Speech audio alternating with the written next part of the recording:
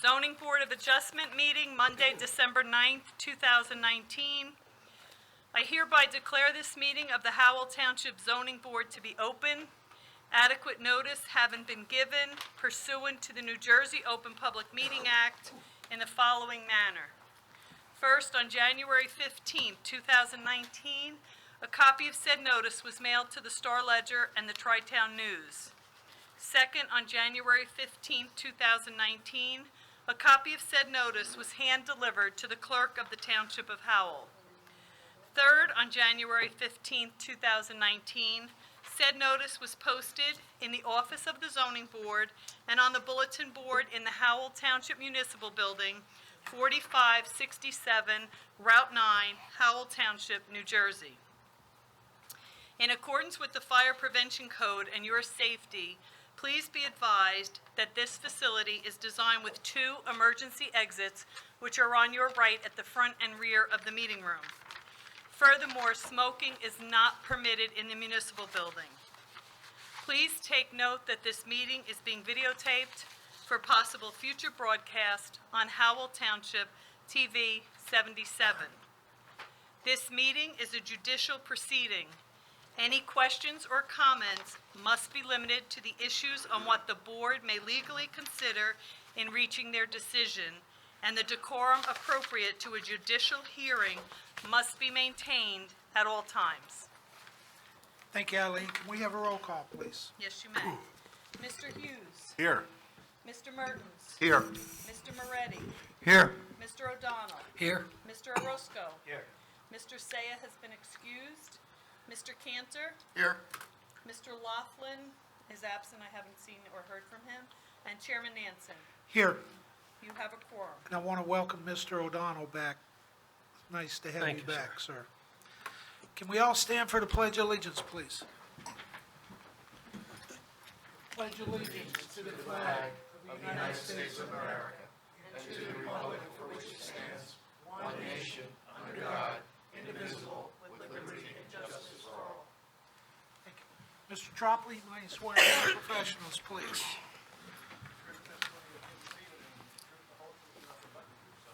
The record should reflect tonight we have Yeah. Ms. Spiro, Mr. Conleth, Ms. Beam, and Mr. Howard, all been sworn to the evening. Thank you, sir. Approval of minutes, regular meeting, August 12th, 2019. Eligible voters, Mertz, O'Donnell, Sayeb, Moretti, Cantor, Nansen. Do I have a motion?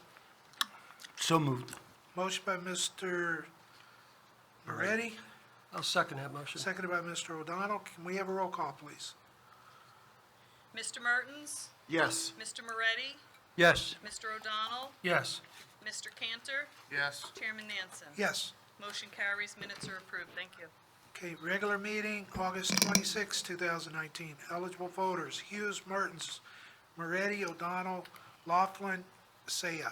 Do I have a motion? Motion to approve. Motion by Mr. O'Donnell, Second. seconded by Mr. Hughes. Roll call, please.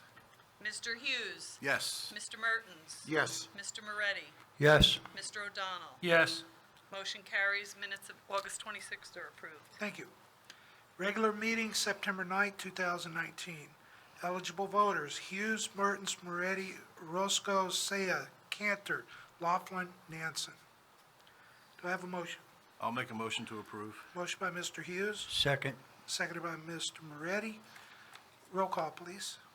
Mr. Hughes. Yes. Mr. Mertens. Yes. Mr. Moretti. Yes. Mr. Orozco.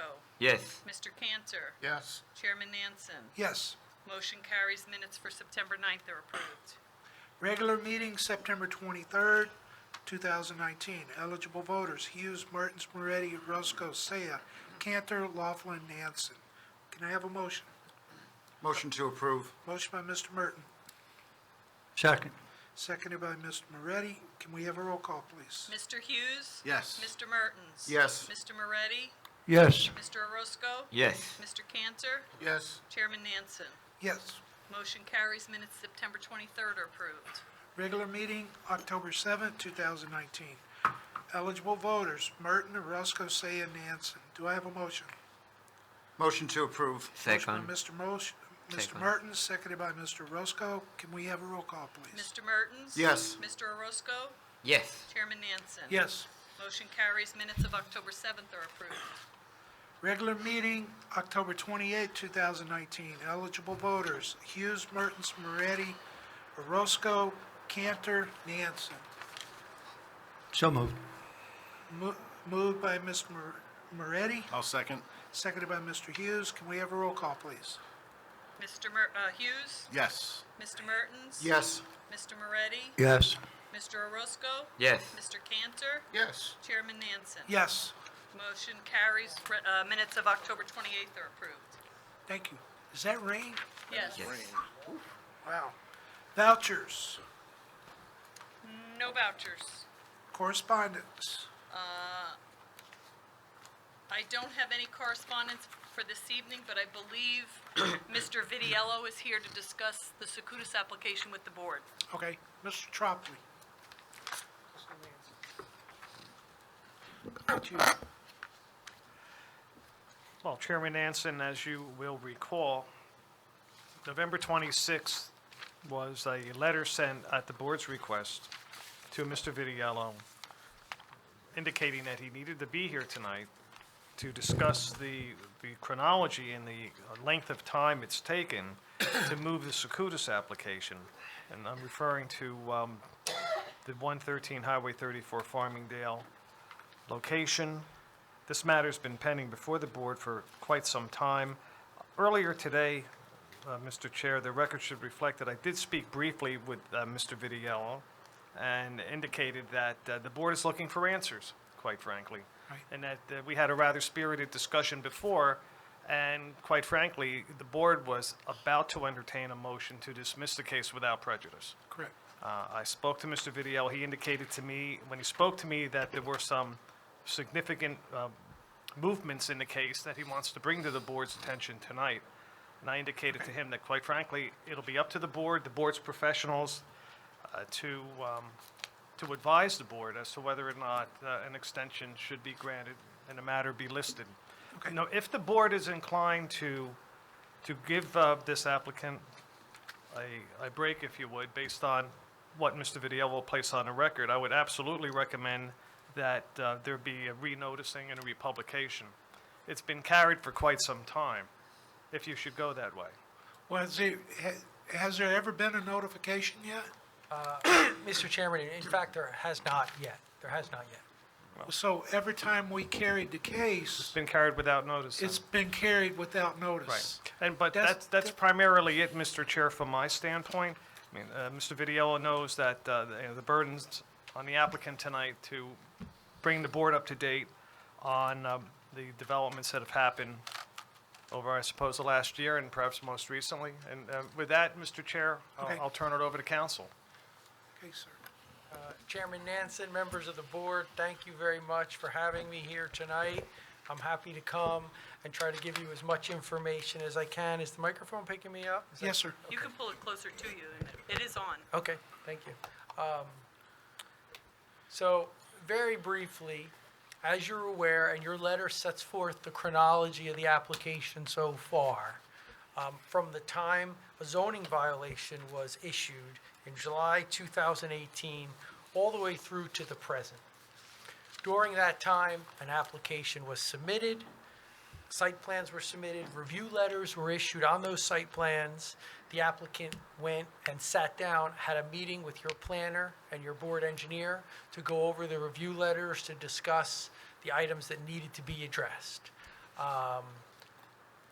My office, I was not hired, I was not the attorney during the zoning violation, I was not the attorney that submitted the site plan application, I was not the attorney, my firm was not the attorney when the review letters were issued. My firm was retained after that. In late March, my firm was retained. I was retained. I met with Mr. Secudis. I walked the site twice. I retained a professional planner. But all during that period, another attorney at my office, Michael Gross, was dealing separate from the site plan with a wetlands issue. So if the board would, I think it's an interesting point to note that there is a significant wetlands issue that's being dealt with, as well as the site plan. None of it's being dealt with as fast as the board wants, and I completely understand that. I can give you as much information as you want as far as I know it, how things have progressed previously, but I can give you better information about how things have progressed recently. I can tell you I was the attorney at the time that we met with your board professionals. It was a very helpful meeting. We have a long way to go to revise our site plan, and your professionals even suggested, and my professionals even suggested, not only should we get these plans revised, but we really need to come back and have another meeting with your professionals prior to submission to the board. As long as that's okay with the board and your professionals, that's the way we'd like to proceed. But let me get to so quite recently, what we've finally been able to do is finalize the wetlands buffer line. There was a question for some time prior to my representing the client as to the flagging of the wetlands. And then after the environmental consultant finally worked out the flagging of the wetlands with the DEP, there was an issue regarding threatened and endangered species, habitat for the barred owl. So that, with Michael Gross, with our environmental consultant, took up another significant amount of time going back and forth, not just with the DEP, but with the client also. That's finally been resolved as of Friday, just a few days ago. They finalized the line. It's a 150-foot buffer that you'll see that'll be put on the plans now. Average, there'll be a transition averaging plan. There really needs to be to help him manage the 150-foot buffer. As the attorney working on the site plan, even though we met with your professionals and tried to get a head start on what we need to change for drainage, for impervious coverage, for buffers that need to be provided, we couldn't really do anything, or Walt, my engineer, couldn't really start with those revisions until he knew where the wetlands line is. Now he knows where that line is. That still doesn't help you with the fact that this application was submitted a really long time ago, and now we have a wetlands line. All I can do as to that is explain to you what I know. I know it's the client's intention to fix up his plan, do more than he's shown on the plan right now, and come in for a hearing. We would greatly appreciate if the board would carry us and not dismiss us so that we'd have to resubmit. And I can tell you, I can represent to you now what the next steps would be for us as far as we see them in timeline. It's pretty simple. I spoke to my engineer on Friday when he finalized the line. He met with the environmental consultant and our client. I wasn't at that meeting.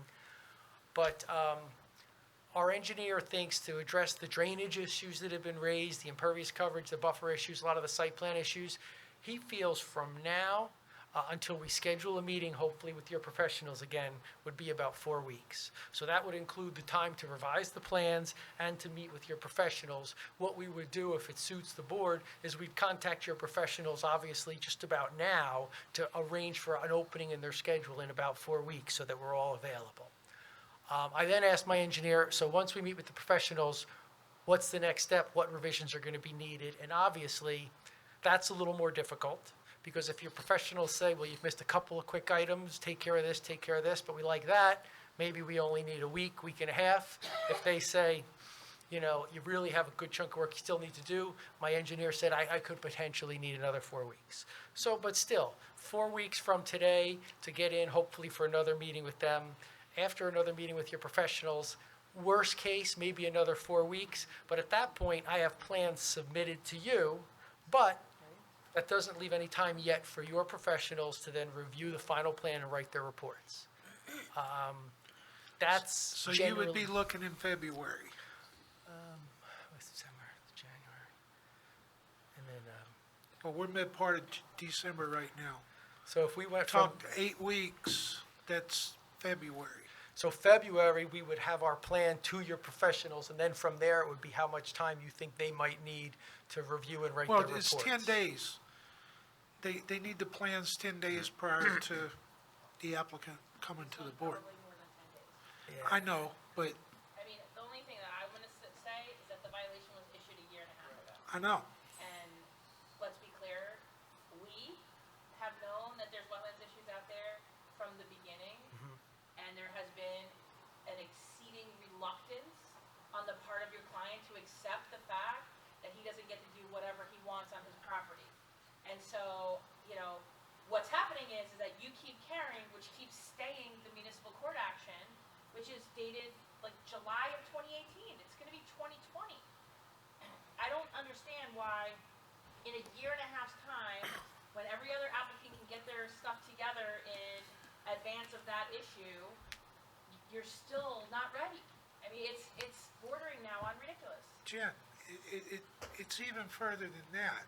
I mean, The they were before application, us way the before. application prior to that they withdrew, they knew there was wetland issues at that That's point. even before this violation. I know, I understand that. And now we're talking, okay, so you need 4 weeks to be able to sit down with my professionals. We would request that. That's what our estimate, that's our best estimate, yes. If we can do any of this sooner, we certainly will. But that, I can give you that estimate. I understand the prior application was withdrawn. I understand they knew about wetlands prior to that. As I said, Oh, no, you're not, you weren't the original firm, so. But, here again, that's another stall tactic. if know. you needed us to, I would ask that we not need to do this, but if you needed us to return in a month to give an update, to let you No, know, we're not I just ignoring need- the board. I just need to know when you're gonna have your application ready if we carried this. That's what I need to know. And this is the last time. If the board looks favorable to carry this, this is the last time. If you miss that date, you're done. You're gonna have to reapply. I would think if we resubmitted mid-February, giving your professionals to just about the end of February to write their reports would be, and again, if we can do it sooner, great. If something unforeseen happens that delays us, I'll explain to my client what you just said, that there's no further adjournments. Can you explain why it is you need another 4 weeks before you can meet with us? I mean, you met with us Right, last summer. right, These issues came up 6 months ago. right. So, in terms of revising our site plan to comply with the comments we've already received, my engineer, although we've sat down and had this meeting, my engineer has not started those revisions or planned for those revisions until he had a finalized wetlands line. In retrospect, I don't know, maybe he should have tried to figure out if there were a couple of items he could start addressing. I don't know. I don't have him here, Right. but that's why. Charlie? My concern is we're going to wait 4 weeks to schedule a meeting to flesh over a lot of the same concerns that have been in my letter, I believe, since February of 2019.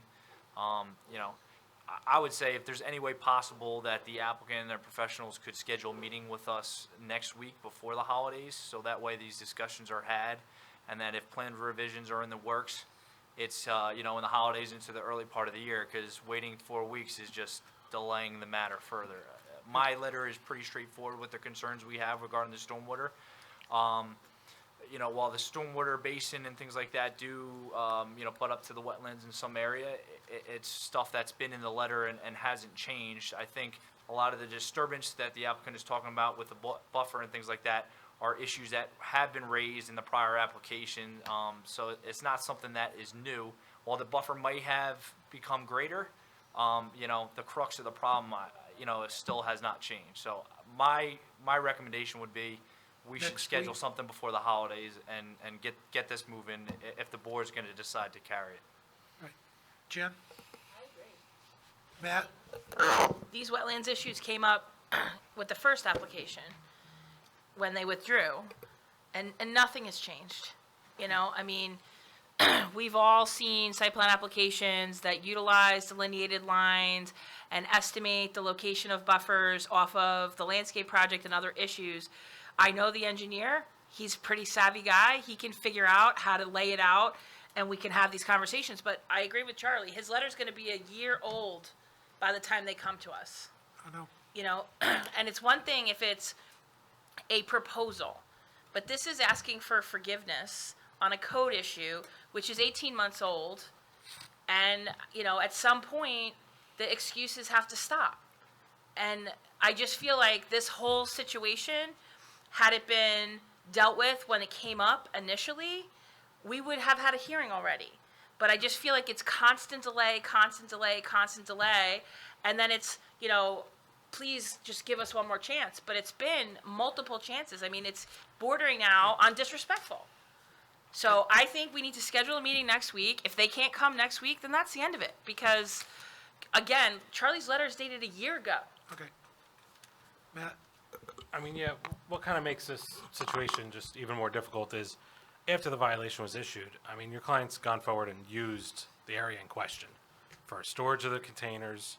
They most likely, I don't have the pictures to prove it, filled in more of the area. So, I mean, it's not so much that they even respected the violation. So I think the board should just be aware of that You're going talking forward. about the wetlands area? The area that was cleared, Near the wetlands? yes, along the roadway, and then it was filled in more with gravel. Like I said, I just lacked the pictures and the proof, and they're using it for their storage right now, so, I I mean. think they're aware they have to restore that area. I think But- that my client's aware that that's gonna have to all be But the restored. expansion that's gonna come into us, the expanded site, the area that they wanna now use and utilize, separate from the areas that need to be restored, are subject to the violation and they're Right. currently in use. I mean, Right, that's right. not No, I respecting the understand. violation. I understand what you're saying. I understand. And that further sounds like a delay and a stall tactic. So, I mean, this is a conversation this board is having now regularly with these cases that are coming from code that are taking too long, and it's either a condition that still exists, or we're gonna talk about another case after this. It is a problem going forward, and I just think the board should know that this is, something that they're using today out there. Okay. I want to hear from my board. I tend to agree with Charlie and Jen that we should do this a lot sooner than 4 weeks. We should do this a week, 2 weeks tops. Because, I mean, you've had, Christmas. well, then a week, because you guys have had this since July of 2018. And as Jen has said, you can look and see if it was wetlands. I mean, anybody with any common sense would have seen that. You could have made an assumption, and you could have come up with some sort of plans that would have addressed this. And we would have been moving along with this a lot faster. I just believe you're dragging your feet. Now you're looking to go into, what is this here, the 9th of December? You're looking to go to the 9th of February? Because you want 4 weeks for you to come up with a plan, and then 4 weeks later to sit down with us again? I mean, that's 8 weeks. And then something happens, oh, I'm sorry, we got to go another 4 weeks. No. A week to come up with a plan for them to look at and review. That's, Okay. Mr. Chairman, Yes, sir. I'd like to just say that I agree with our professionals. We should let them guide us a week, and that's it. I was in this room in 2014 when his client got angry at the board and walked out. And since 2014 up to 2018, I have no idea what's happened, but I know from 2018. And we're not going to put up with people walking out, and not taking care of things like they should be doing. I'll go along with the 1 week, but that's it. And then if he doesn't want to adhere to what's coming, then I'm going to be in favor of dismissing it, and I don't know what happens after that. Okay. Any further from the board? No. Okay. I'm in agreement. Next week, schedule an appointment with the professionals. You don't need a drawn-out plan. You know where, your engineer knows they agreed to the wetlands, so they know where those wetlands are. They can sit down with the professionals. I know Charlie, I know his letters, I know Jen, I know her letters. They're not gonna change that much even after next week. Those letters are pretty much gonna be the same. Maybe a little tweak here or there, but they're gonna be the same. You're still gonna have the same water quality control that you're gonna be required to have. That's in any application. It's a no-brainer. But next week's it.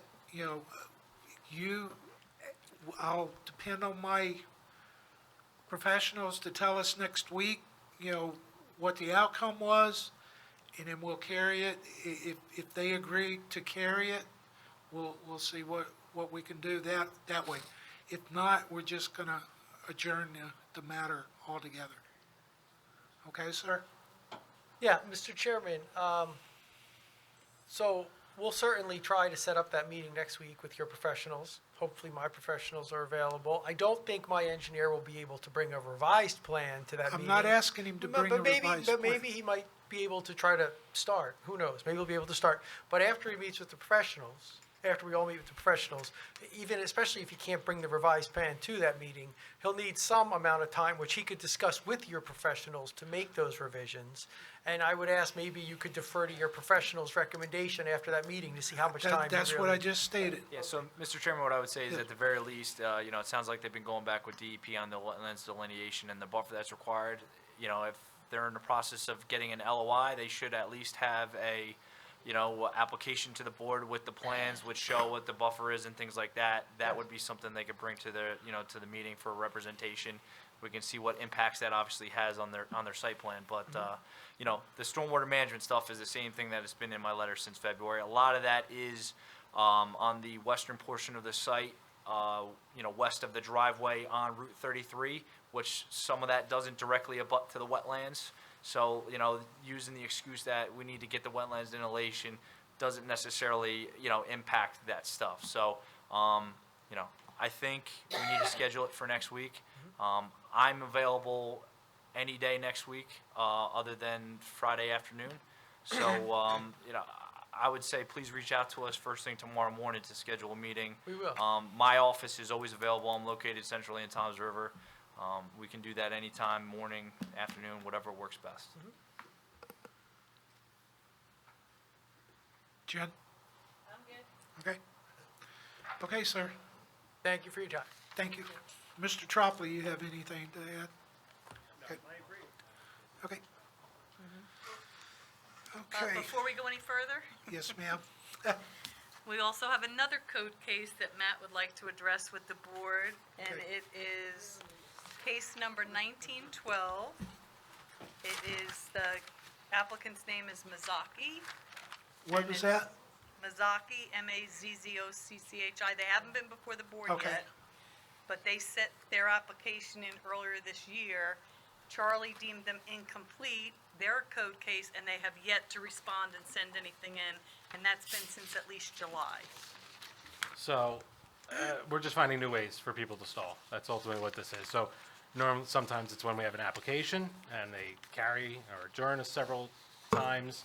In this case, like Eileen had said, Charlie sent out a letter in July, and we haven't heard anything back, so that's about 5 months now. And it's a code case. It was a complaint code case. They made the application on time, so they've avoided any type of summons. But I think I just want to start the conversation, and if the board agrees, I would issue a letter tomorrow telling them that they have 30 days to get Charlie what he needs. Otherwise, the board's going to bring this matter up. I don't think they're represented by an attorney. This is a chicken coop on a residential property. Like I said, though, it's a complaint. It's a code enforcement case, so just wanted to bring it to the board's attention and see how you I felt. know it's a complaint, but what, are they running a business out of the chicken coop? There's, that's not the subject of the application. The application is a setback variance for the location of the chicken coop. It's a very small residential property. It's only in the It's in a zone that R3 has a 75-foot setback, and they have a very small lot, so there's no way they can meet that setback. Was it old chicken coop or something they put in? No, it's something they put in. Oh. Okay. So, like I said, I'd issue a letter tomorrow for 30 days. That would allow us to talk about it at either of our January meetings, if the board agreed. My question is, the chicken coop, do they have chickens in the coop? Yes. And it's a permanent, Just like the one we had on I know. and, Cindy Court. Yeah. But he has a larger lot. He has a larger lot. It was the And same behind setback him, issue. yeah. Is it a mobile chicken coop or is it? Well, I mean, honestly, I don't want to step on Ron's toes, but we really shouldn't be talking about the details of the case. It's No. simply like, should we send the letter, Well, say it- comply, or? Okay, yes, send the letter to comply, that's all. And we'll deal with the facts of the case Yes, another time. Right, just, Let's not yeah, get too send, deep into it right now. right. yeah, Especially if there's somebody objecting, because it came through a complaint, so I would venture to guess that there's gonna be people here when they finally do show up, so. Yeah, just send the letter to bring it up to date and Okay. move And forward. then I'll bring it up at our first January meeting, and by then, the 30 days will pass. We'll see where we're at. May I ask why it was deemed incomplete, Charlie? So basically, it's a unique property in that it has a Category 1 water crossing on the edge of the property. Obviously, with Category 1. It's a C1? Yes, there's issues with 300-foot buffers and things like that. There is some exemptions in the township ordinance for certain improvements as long as it's not a recorded conservation easement associated with that. I asked the applicant to provide some additional documentation that should be present on their deed or on their, survey of property. And then also, obviously, there's some wetlands associated with that. There's some exemptions that may apply with DEP. They indicated that they are in the process of reaching out to DEP and had gotten some response. I asked them to procure that. That way, we have everything in order before they come to the board. So it's a little bit more complicated than just a standard chicken coop application. Okay. Okay, just send a letter. Okay, any more correspondence? That's all I have, thank you. Okay, thank you. Resolutions, case number BA 1833, Prince of Peace Lutheran Church. Resolution granting a one-year extension of time for minor subdivision approval. Eligible voters, Hughes, Mertens, Orozco, Saya, Cantor, Laughlin, Nansen. Do I have a motion? I'll make a motion. Motion by Mr. Hughes, I'll second. seconded by Mr. Mertens. We have a roll call, please. Mr. Hughes, Yes. Mr. Mertens. Yes. Mr. Orozco, Yes. Mr. Cantor, Yes. Chairman Nansen. Yes, Motion carries, resolutions memorialized. thank you. Okay, applications before the board. Case number BA 1409, A-2, Bennett Road Associates. Amended preliminary and final major site plan. Application of Bennett Road Associates is applicant and owner seeking amended preliminary final major site plan approval to add 37 parking stalls on the west of the existing one-story building, removal of 7,400 square feet from the rear of the existing one-story building, relocate trailers, dumpsters, construction of a 9,600 square foot shop building in the northwest corner of the property, and stormwater management measures for the increase of the impervious area on premises known as Block 168, Lot 26, 210 Bennett Road. This application was originally scheduled for October 7th, 2019, when it was carried to December 9th with no further notice. Expiration date, December 31st, 2019. Mr. Alfieri. Good evening, Mr. Chair, members of the board. Salvatore Alfieri, Cleary, Giacobi, Alfieri, and Jacobs on behalf of the applicant. This is, I think, the third time we're coming to the board for this particular property. We received the use variance approval years ago, came back in for a supplemental approval, and we're now, thank God, business is doing well, and we're here for additional relief to accommodate additional employees. Can you hear me okay? Yes, sir. Picked up, Eileen? Yep. Yep, you're fine, thank you. Tom Mullen, who's a principal of the applicant, is seated to my right, your left, and we're going to have him sworn in. He's going to describe, since many of the board members weren't here at the original approval, I'm going to ask him to run through his business in a little more detail than we normally do on a third go-round, but just so everyone understands. How many witnesses do you We have? have two. We have the applicant, and we have our engineer planner. Why don't Chris you Rosati. bring everybody up? We'll swear everybody in. Please rise, raise your right hand. Swear the testimony you give this evening is the truth, the whole truth, and nothing but the truth, so help you God. Yes, I do. Sir, starting with you, we have your name, please. Christopher P. Rosati, ROSATI, FWH Associates, Towns River, New Jersey. Thank you. I'm Tom Mullen, owner and managing member of North American Pipeline Utilities. Thank you. All sworn, and Sal, before we go forward, do you have any exhibit list? Yes, I do. And do you have anything that you'd like to remark at this point? Yeah, we can, just in case Mr. Mullen has to refer to this document, this plan, we can mark that. There's two exhibits. Chris, would you identify what are we up to? A15, okay, sorry. Chris, you can use the, there you go.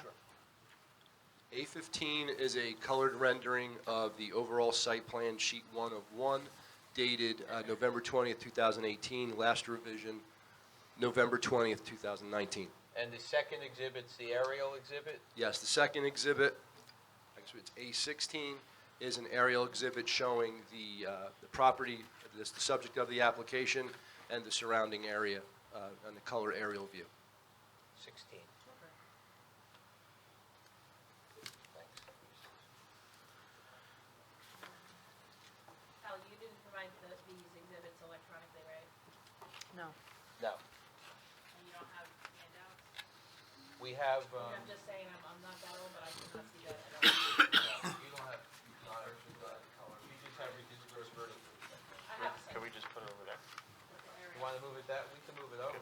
I mean, they really need to see it more than I do, but it's awfully far from them too, so. And Mr. Mullen, again, can you Excuse me, just, so, do me a favor, just move that over about 2 or 3 feet.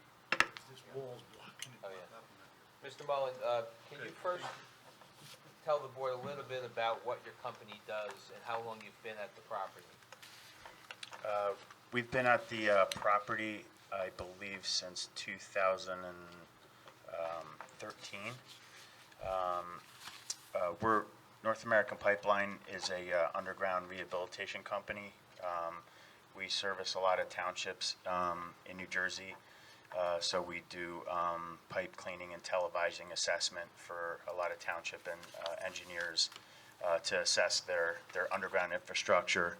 And we also provide rehabilitation, both trenchlessly and open excavation, to make sure their systems are operating or if there's repairs. But mainly we're an underground trenchless rehabilitation company. So, you know, we install liners that rehabilitate pipe, as well as manholes and such. And what type of activity occurs on site as it relates to your business? So pretty much on site, we have the parking and storage of our vehicles when they're not in use on certain projects. Sometimes there's an influx of, you know, like on weekends, there's a lot of the trucks come back home or to the shop and to the area. Mainly, we try to work off-site in townships. So a lot of the equipment, when we're working on in other cities or towns, a lot of the equipment tends to stay out on sites whenever possible, and only comes back for, you know, repairs or when it's not in use. And within the building itself, you have clerical staff, is that correct? Yes, we have clerical staff, you know, storage and maintenance of the equipment that we have, and pretty much, you know, that's it. Warehousing and our office staff. Now, we came back a second time for a different component of your business, and we received approval from this board. Can you describe for the board what that business was, and whether, in fact, you've done anything with that business on site? Yes, so when we originally came back on the previous application, it was for an application for what's called wet out, which is simply a process which the rehabilitation that we do is usually, it's a resin impregnated, if you would, like a sock that would go into a pipe. We impregnate that into a felt liner, and that's what we install in the pipes to make a new pipe, if you will, inside an old pipe. So we came back in for application to actually perform that ourselves. And we haven't done anything with that since then, for financial reasons. One, when we actually started to, after the approval, we kind of went the next step to actually start, you know, either acquiring the tanks and such to do all this process. And actually what happened in the interim was there was another company that actually makes it in their own facility way up in North Jersey, we were previously doing that, obviously before our application. And we kind of made the decision to keep doing that, and we did not actually build out the resin tanks and what we came back in to actually do for financial reasons. Do you plan on doing that? To be honest, we don't plan on doing that. Would they, I need to ask, would that require extension of time on that process or not, Ron? That was from 2018. Yeah, I know. I think, well, you're still, We're probably still okay. still within the timeframe. No, I know, but if they don't do that, what happens? Do they have to file for extension of time and then let that run out, or they, because that is a variance. So, Mr. Chairman, I have a question. So, Sal, is this the catalyst tank and stuff behind the building? So, if the applicant has no intention of doing that, why is it shown on the site plans? So that was, I was kind of under the impression, and I'm trying to just be open and forth. It's our decision right now, but it's so hard to tell, I'm trying to run a business of, it's not our intent now.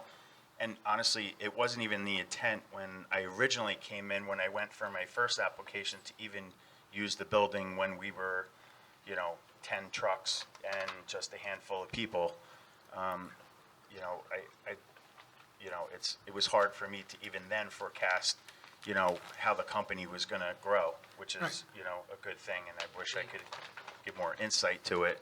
But I didn't want to take it off the plans right at this moment because we are in that, we're still in with that window. Right now, today, as it stands, I don't intend to do it, but I would like at least the opportunity if something were to change tomorrow. I mean, my supplier could say tomorrow, we're not supplying you anymore.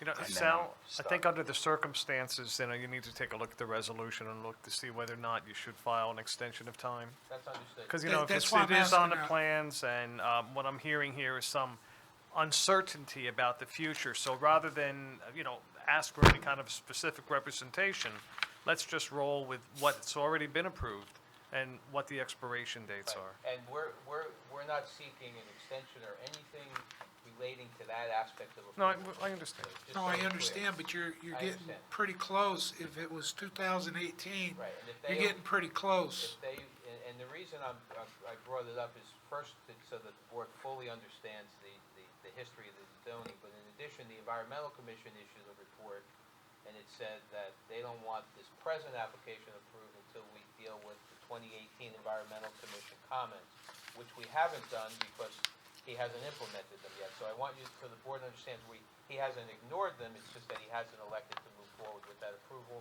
If he does, we'll come back for an extension, and we'll address the Environmental Commission. I know, but you're only allowed, you need to look at your resolution and find out what that date is, I understand. and then file, because it's getting close. I think you have 2 years.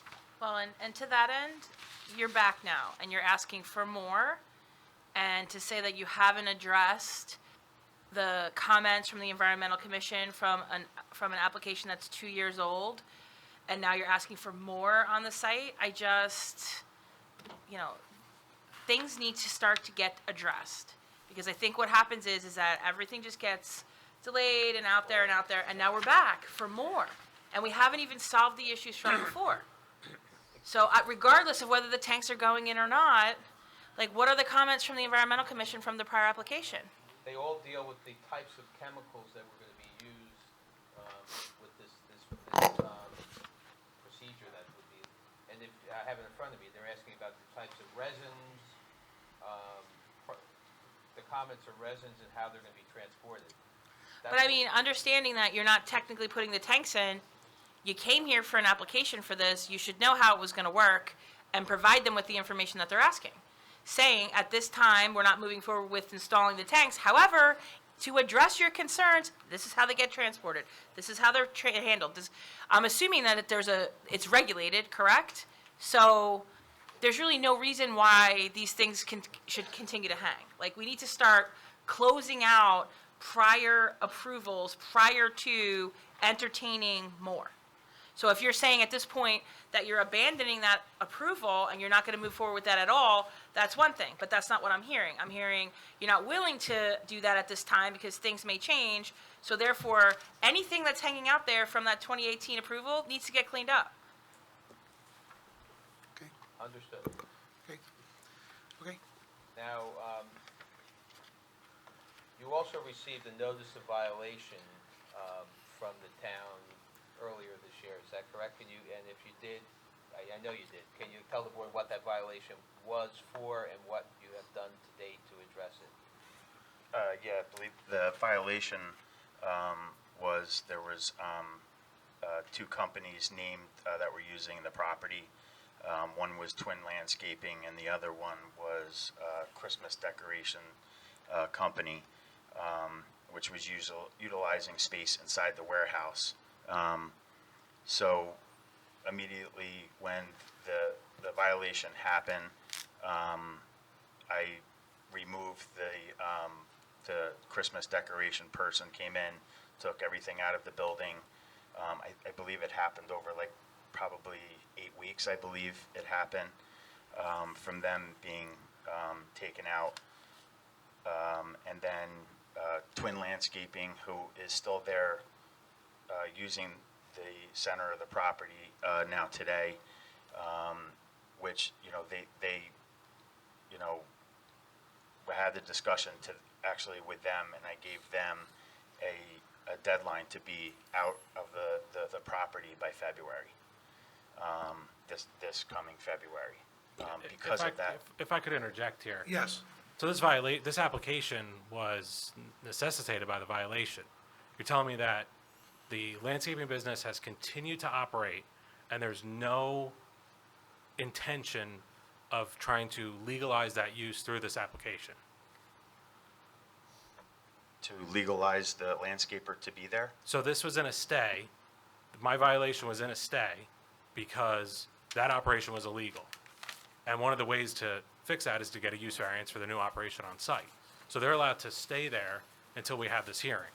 But from what I'm hearing, there's no intention of that landscaping business to be legalized. So why were they allowed to stay when they've been in violation if we're not trying to address it here tonight? And when we initially filed the plans in the application, the intent was to ask for that variance, to have the two uses, but since that time, Mr. Mullen has decided to have them, wants them off the site, and he wants to just operate his business there, so. Well, the decision on that landscaping business is not in front of this board, it's in front of me, and I can tell you have 14 days to get them out. And I'll formalize that in a letter tomorrow. And we're not asking for any relief as it relates to that use. So 14 days. Okay. So, Sal, if I could just ask the applicant too, just for some clarification on where exactly those operations were being performed with the landscaping business on the property. Is it the area to the, make sure I got my bearings. Right here. To the north of the bin block area? Can you point it out on 815? It's in this area right here. So I can tell you on no prior iterations of the plan was there any proposed development or disturbance of that area. The limit of the prior approvals as regards to the North American pipeline use of the property was there was a concrete pad area for the storage of some equipment and construction things associated with that use, and then also some minor trailer storage with that. Any area north of that bin block wall was not approved. So that was previously grassed area that is now, from this site plan, looks like either stone and gravel or proposed to be additional stone and gravel. The most recent iteration that we've gotten, this past Tuesday, actually, I think is when we received the plans for review, they showed revegetating some of those areas of gravel. If it's the applicant's intent to completely eliminate the landscaping use from the property, I would say that a whole entire area there should be revegetated to what it was prior to the landscaping use coming in there, which. how much clearing was done? So I want to say a good portion of that was already grassed area. It was converted to gravel for storage. With regards to any tree clearing, I think the predominant portion of that, and Sherry can clarify me if I'm wrong too, is the western portion of the site where they're proposing the shop building, which I'm assuming the applicant is going to testify as associated with the North American pipeline and not the landscaping use. But if I were to throw a scale on it real quickly, if I can get the right one here. Yeah, we're talking about additional 200 by 100, so 20,000 square feet approximately of that area there that needs to be, made how it was prior to the landscaping use coming in there. Okay. Mr. Chairman, it's in the area where it's, it's I know. indicated as material stone. There's various trailers and dumpsters and bins that are in that area. Right. If you look at some of the aerials over the last couple of years, you can kind of see what activities there may have been some stockpiling of like material sediment, associated with that landscaping use. The most recent aerial that I've seen in 2019, it looks like it's predominantly what's shown on the site plan here. I think if they're going to evacuate the landscaping use, that needs to be restored to grass. Certainly additional landscape plantings, I think would also help, but Sherry can chime in on that. Okay. Yeah, I was here during the original hearings, so I do know that it wasn't supposed to be disturbed past the concrete.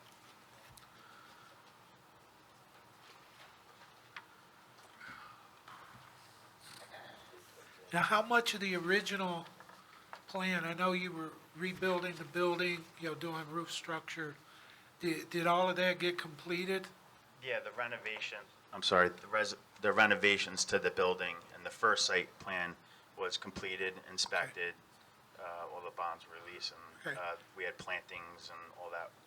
The vegetation was inspected, so all those improvements went in.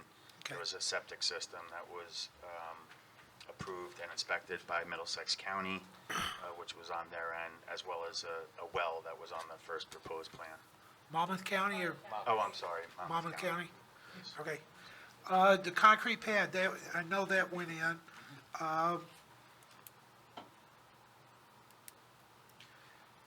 The demolition of the building, that happened?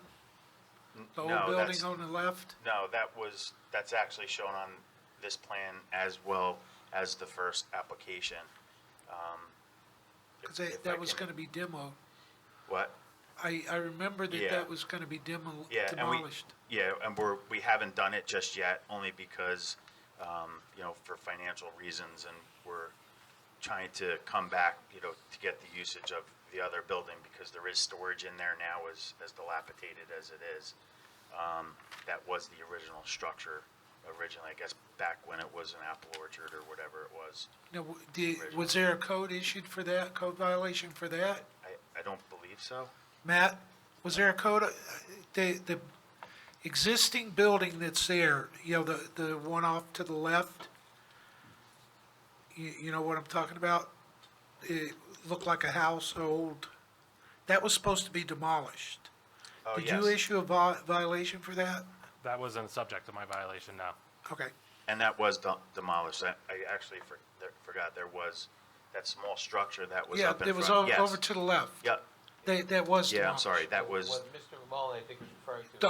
The old office, There's an old section of the building Right. that hasn't been demolished. We're proposing that now. yeah. you're gonna demolish it, or, Well, we'll get to that, but Yeah. yes. okay. But the condition of the prior approval to demolish that other structure was accomplished. That's Hey, correct. what I'm trying to do is find out Yeah. what is outstanding from the original. I believe Plan. nothing. Well, the As far as original plan, improvements. there's nothing outstanding. Okay, the only thing is the catalyst, Catalyst, the tanks. second application, nothing was done. Okay, that's what I want to find out. Okay, so So, Mr. now we'll Mullen, move forward. Can you describe for the board what you're trying to accomplish with this application and why? So with the growth of the company, this application, we're trying to ask for permission to put up a structure, a proper facility structure to do the repairs that we're doing in the existing building in the separate metal structure building. And what portion of the building are you proposing to demolish? It's, I'm sorry, The part of the building that we're looking to you go. demolish is the gray section that's along the entire back of the original building. And the reason you wanted, that's the portion of the building that's substandard, is that correct? That's correct. Now, what would you use the proposed new building for specifically? I know you said So replace. the use that we're doing inside the shop area would move out to that building, and the area that's substandard now would now move into, which is the storage of, pumps and hoses and all that kind of equipment, would move into that area. Now, and how many employees will you have on site?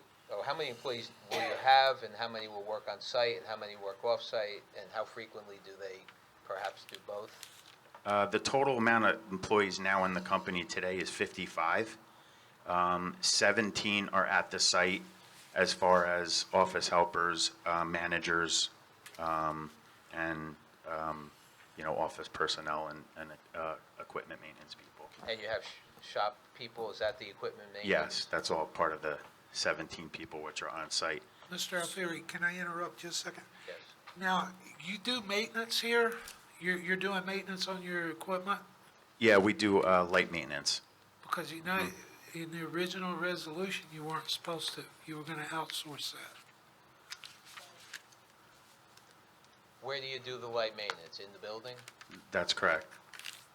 Yeah, we do like oil changes I and know, but batteries. in the original resolution,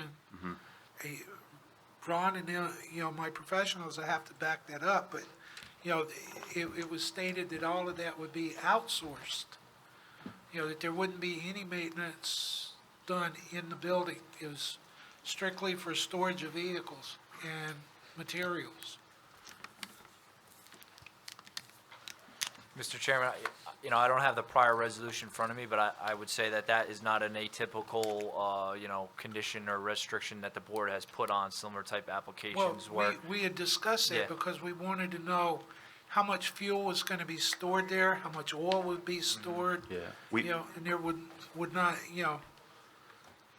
I remember discussing that. We don't store any fuels on site.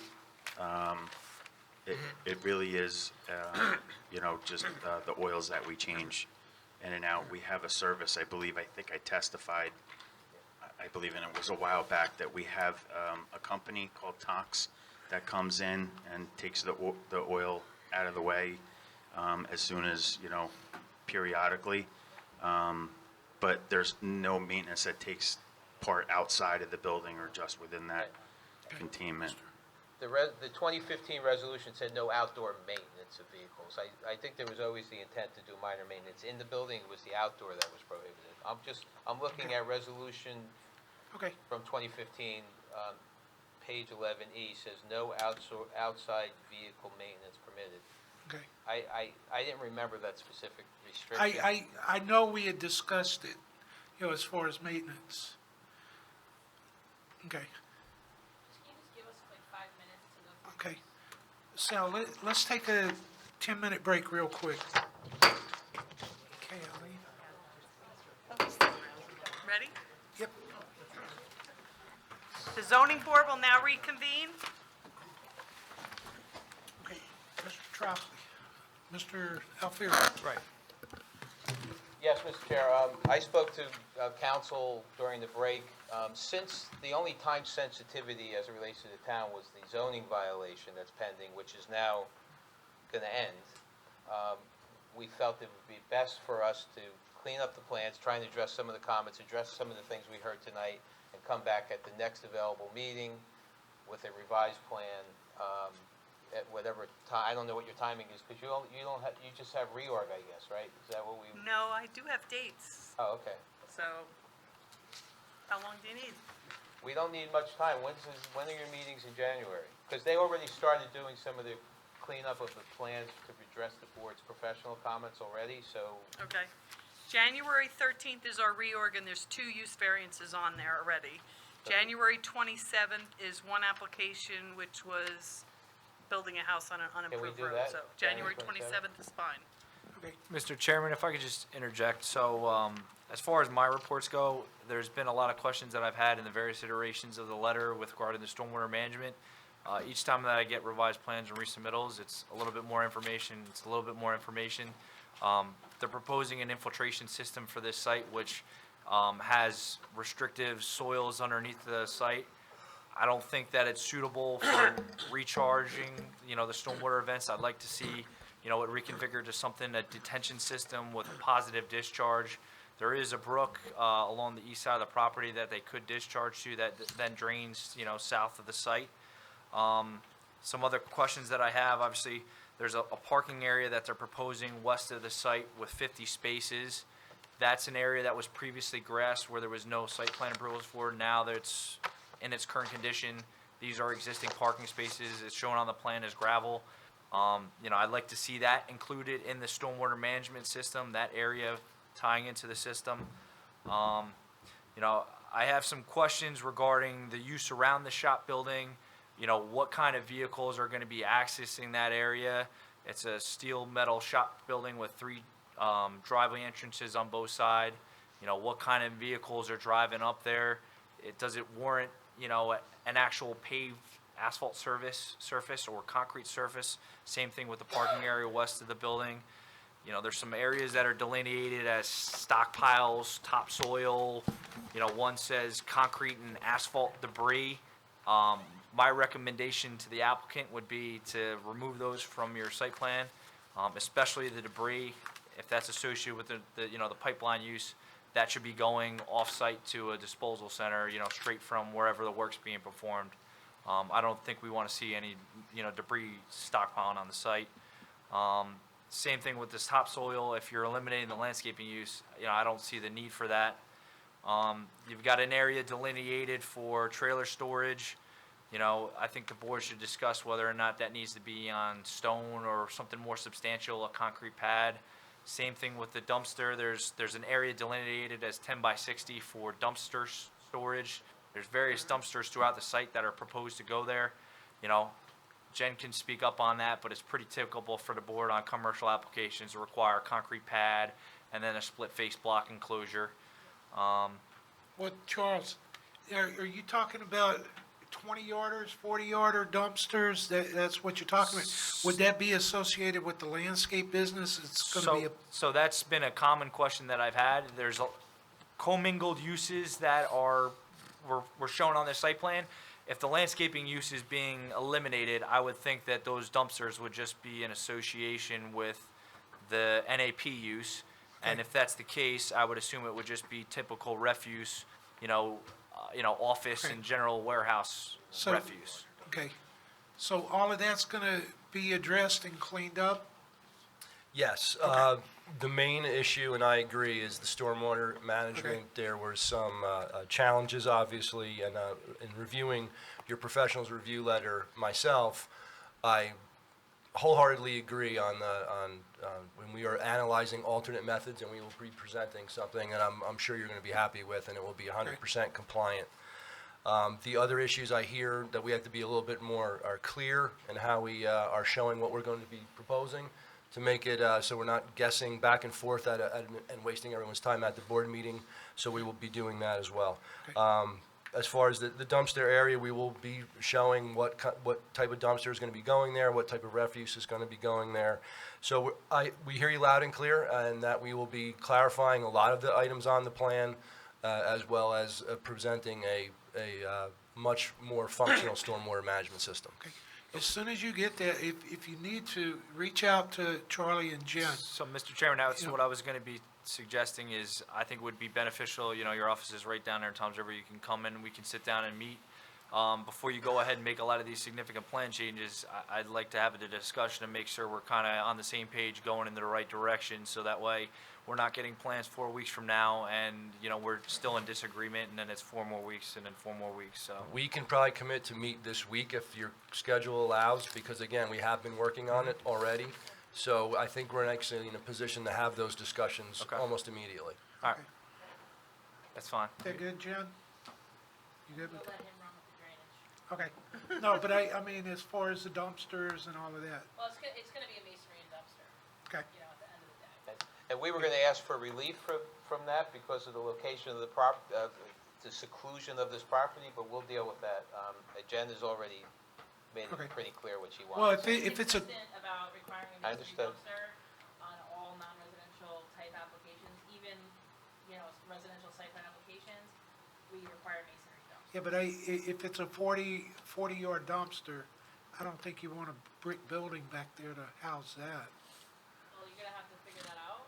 Yeah, You know, the chain link with the slats Yeah. does not work, and the board on board gets dilapidated and run into, so we'll have to deal with that, but just be advised that in all likelihood, you'll be dealing with it. Understood. okay. Okay, Thank you. Oh, So yeah, we're- the other thing, I'm sorry, that I Yeah. wanna talk about is architecture while we're here. The architecture does not comply with the ordinance. And I just wanna put you on notice that we've had a number of applications that have come in for warehouse type buildings, storage type buildings, and we've still made them attempt to comply. A standard Butler building is just not gonna cut it, like, we need to have some kind of break in the facade of the building. So I would just take a look at that. If you wanna contact my office, we could certainly go through. But yes, that's definitely something that we're gonna be looking at when the application comes back in. So, and then, so, you know, I think it would be beneficial maybe for, especially with the shop building, maybe a statement of operations or something to that effect, just on what you're anticipating the use of that building. Anything that you can answer before we get to a hearing, you know, I think the board would certainly appreciate that, so, you know, a lot of these question marks are, you know, eliminated before we get back here. That's fine. okay, We'll email Jennifer and Charlie tomorrow, try and get a meeting scheduled with this Okay. week or next week, and in the meantime, we need to announce that this is being carried. yes, we are, we need an extension of I'll give you an time. extension through the end of February in case it snows in January. That's fine, That'll work. perfect, thank you. Okay. Okay, case number BA 1409A-2, Bennett Road Associates will be carried to January 27th, 7:30, with no further notice, with the expiration date of February Jan- 29th, February 2020. 29th, 2020. Leap year. Okay, thank you, Mr. Alfieri. Thank you. Thank you. You're gonna call Bob. Okay. Next case on the agenda. Case number BA 1911, K10 Holdings LLC. It's a use variance. Application of K10 Holding LLC is applicant, and Robert Bufani, I hope I said that right, LLC is owner, seeking a use variance plan approval to construct 4 new multi-tenant warehouse structures with associated office space, various concrete wall, trash enclosures, 2 stormwater management basins, 3 septic fields on premises known as Block 41, Lot 2602, 413 Oakland Road. This application was originally scheduled to be heard October 28th, when it was carried to December 9th with no further notice. Expiration date, December 26, 2019. Good evening, Mr. Chair, members Yes, of the board. Salvatore Alfieri on behalf of the applicant. This is an application, it's a bifurcated application, so we're only seeking use variance tonight. There are several engineering comments that are raised in the reports that we'll try and cover, but obviously if the board were to grant use variance, we'd come back with a fully designed site plan. It's a unique property in that it's in a split zone. A good portion of it's in the SED zone, and then there's a portion that's also in the residential zone, and that's why we're here for D-variance relief, because we're having a fully commercial use in a partial residential zone. Since the original submission, we made some substantial changes to the plan in an effort to address the residential zone property adjacent to us that our engineer will get into. And I believe that's all the introductory comments. We have 4 witnesses. You want to bring them all forward, Yes. and we'll go ahead and swear everybody in?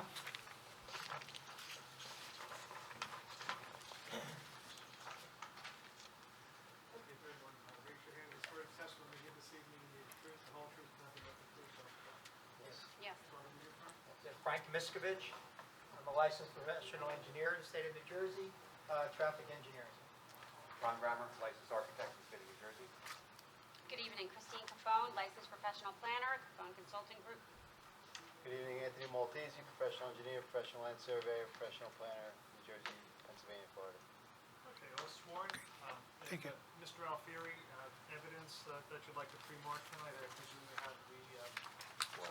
And before we go, Anthony, could you just spell your last name, please? Sure. Maltese. And Ron, could you spell your last name? Grammer, Grammer. Thank you. K-Barks. Yes. Grammar, Has any of these been Grammar. submitted? Maltese. Was that submitted before? Not very easy. That's going to be A19. 19 is your next one. Can you, while it's being marked, can you identify it, please, Anthony? This is the zone map of the property, subject property, showing the zone boundary line between the ARE 6 and the SED. All right, and your next marking is 820. This is the rendering of the latest conceptual plan.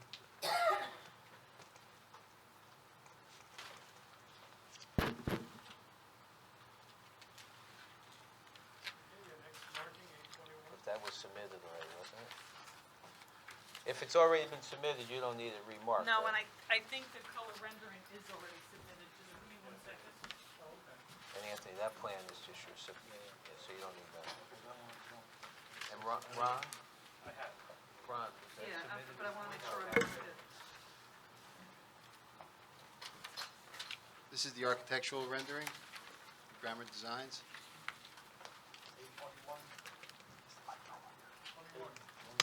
Hit it.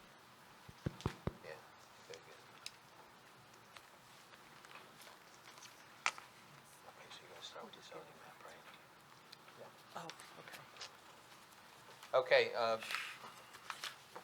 we're gonna start with A19, which is a zone map. Would you describe for the board where this property is located, what the current condition of the property is in terms of improvements, and describe the surrounding, the subject zoning and the surrounding zoning? So A16 is the same as A20.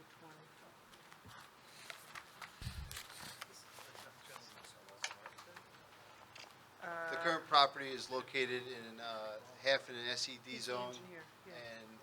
and ARE 6 zone. It's currently used as commercial. Yes. Oh, I'm sorry. Oh, you're- yeah, I'm sorry. I'm sitting here reading.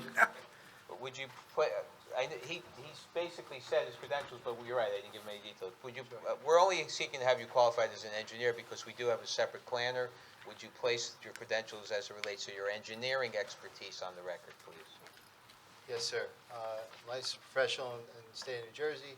I've been in front of Howell Township Board, Manalapan, Marlboro, City of Elizabeth, Point Pleasant Beach. Education, please. Yes, I have a degree in engineering, civil engineering, and I've been in design and infrastructure design, site design since 2000. What school? Hofstra University. We accept your credentials. Excuse me, Could you hold that closer to you, your mouth? you need to hold it right up to your mouth because we Yeah. got to get you on the Yeah, record. Ah, here we go, okay. Thank you. No problem. All right, so you were referring to A19 and you were describing the fact that the property is a split zone. On that map, which is kind of difficult to see, there's a red line that shows the zone boundary. Would you just run your finger on it so the board members can see that? Or you're- Yes, this is the boundary between the two zones that come across here. And the current large building that's there is operated by a mechanical company, and that's currently situated in the ARE 6 zone. And there's an office currently located in the SED zone that comes across here and comes down. So this whole area here is the SED zone, and up here is the ARE 6, and across the way is the ARE 6 as well. Where is Oak Glen Road? Could you, Yes, it's right here. right there, okay. Yes, sir. So the front part of the property is ARE 6, correct? That's correct. Okay. And what's currently located on the property? I apologize. The southern half of the property is the northern half is ARE6. The southern half is the SED zone. Okay. Well, current improvements on the property. Currently, there's an existing house in the front of the property. There is nobody living in that. There is an existing office building on the property, and then there's two storage warehouse facilities that they operate out of, located in the middle of the property. And which of those structures will be demolished if this application is approved? Out of the four buildings, the one that will only remain is the office building to the south portion of the property. The existing home is not being utilized and will be demoed, and the other two buildings as well. Will be demoed? Yes. Now, I mentioned earlier, and if maybe you could refer to the A20, which is the colored concept plan. I mentioned earlier that we redesigned the project since the original submission. Can you just briefly describe to the board what we did and why we did it? Yes. There were initial concerns in the front regarding the buffering required between a residential and this SED use. So there was parking in the front. We pushed everything back to be outside of that 50-foot buffer. We also removed, currently the property has two entrances, two drives going into it. We removed the northern half drive and designed it to just have one egress coming in, ingress and egress coming in. And we flipped the drive aisle that was on the residential side, we flipped it to the southern half of the property. So there'll be no traffic, and there'll also be no truck deliveries on the residential side of those buildings now, is that correct? That is correct. All right.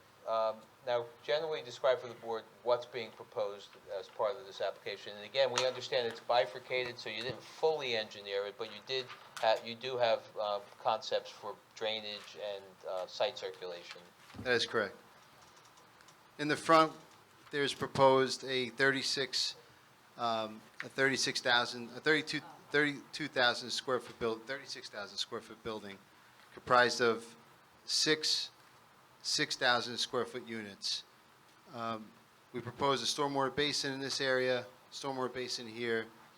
The existing building is to remain on site. We've removed the location of the home in the front.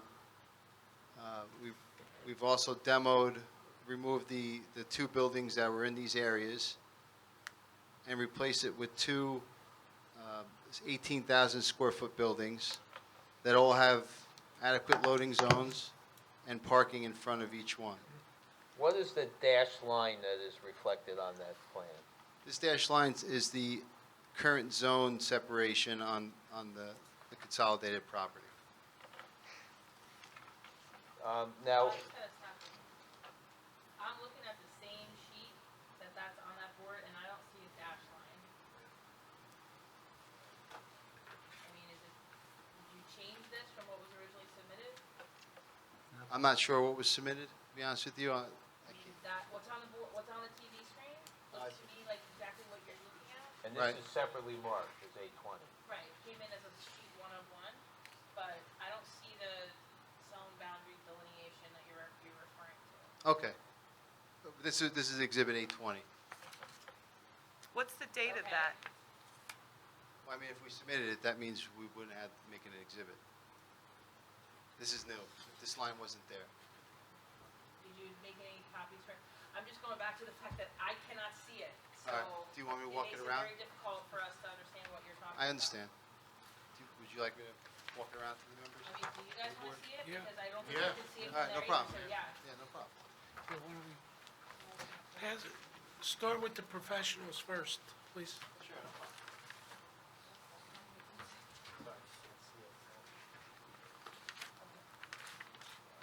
Yeah, this is what we submitted on the back, I see. Yeah, just show them, I got it. Okay, no. Tom, this is what you need to see. Reach out and grab that drawing. That's different than what's up there.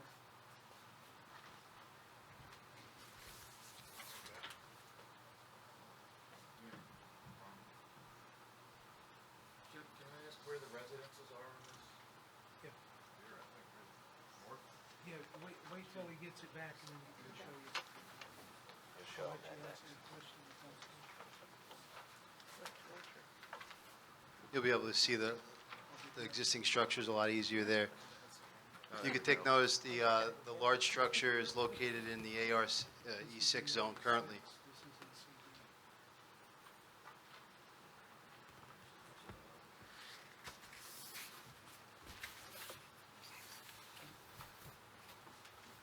in CD. See the SED ARE6.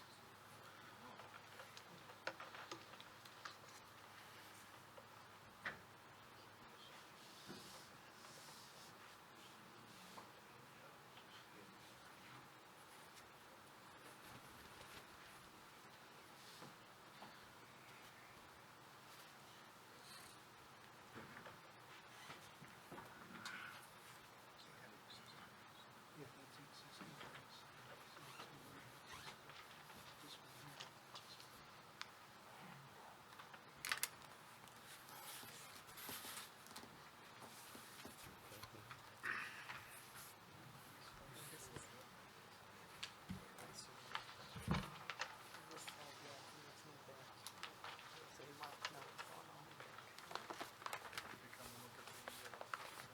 Sir, I have one of these you can pass around as well. There's a smaller one. You can overlay it maybe what you have.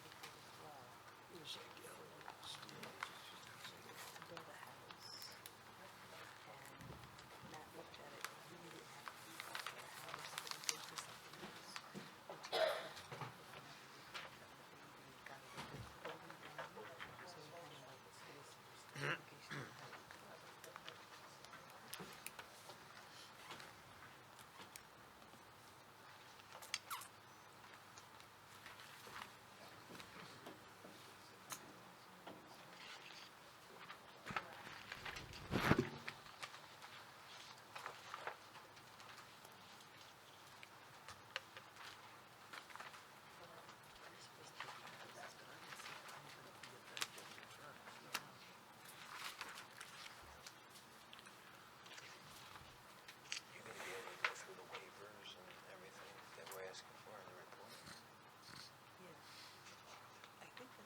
Probably have to. Well, I'll ask you. You looked at it? You looked at it? You saw it? Yeah.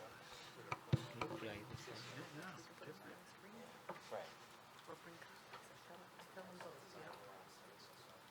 Excuse me, Yes, sir. this one looks different than your big one. Maybe I handled the wrong one. Maybe I handed you the wrong one.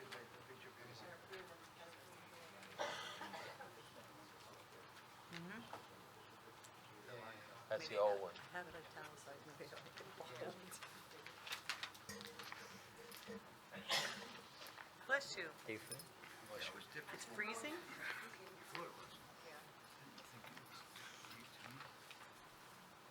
You ready, Mr. Chair? Yes, sir. Okay, thank you.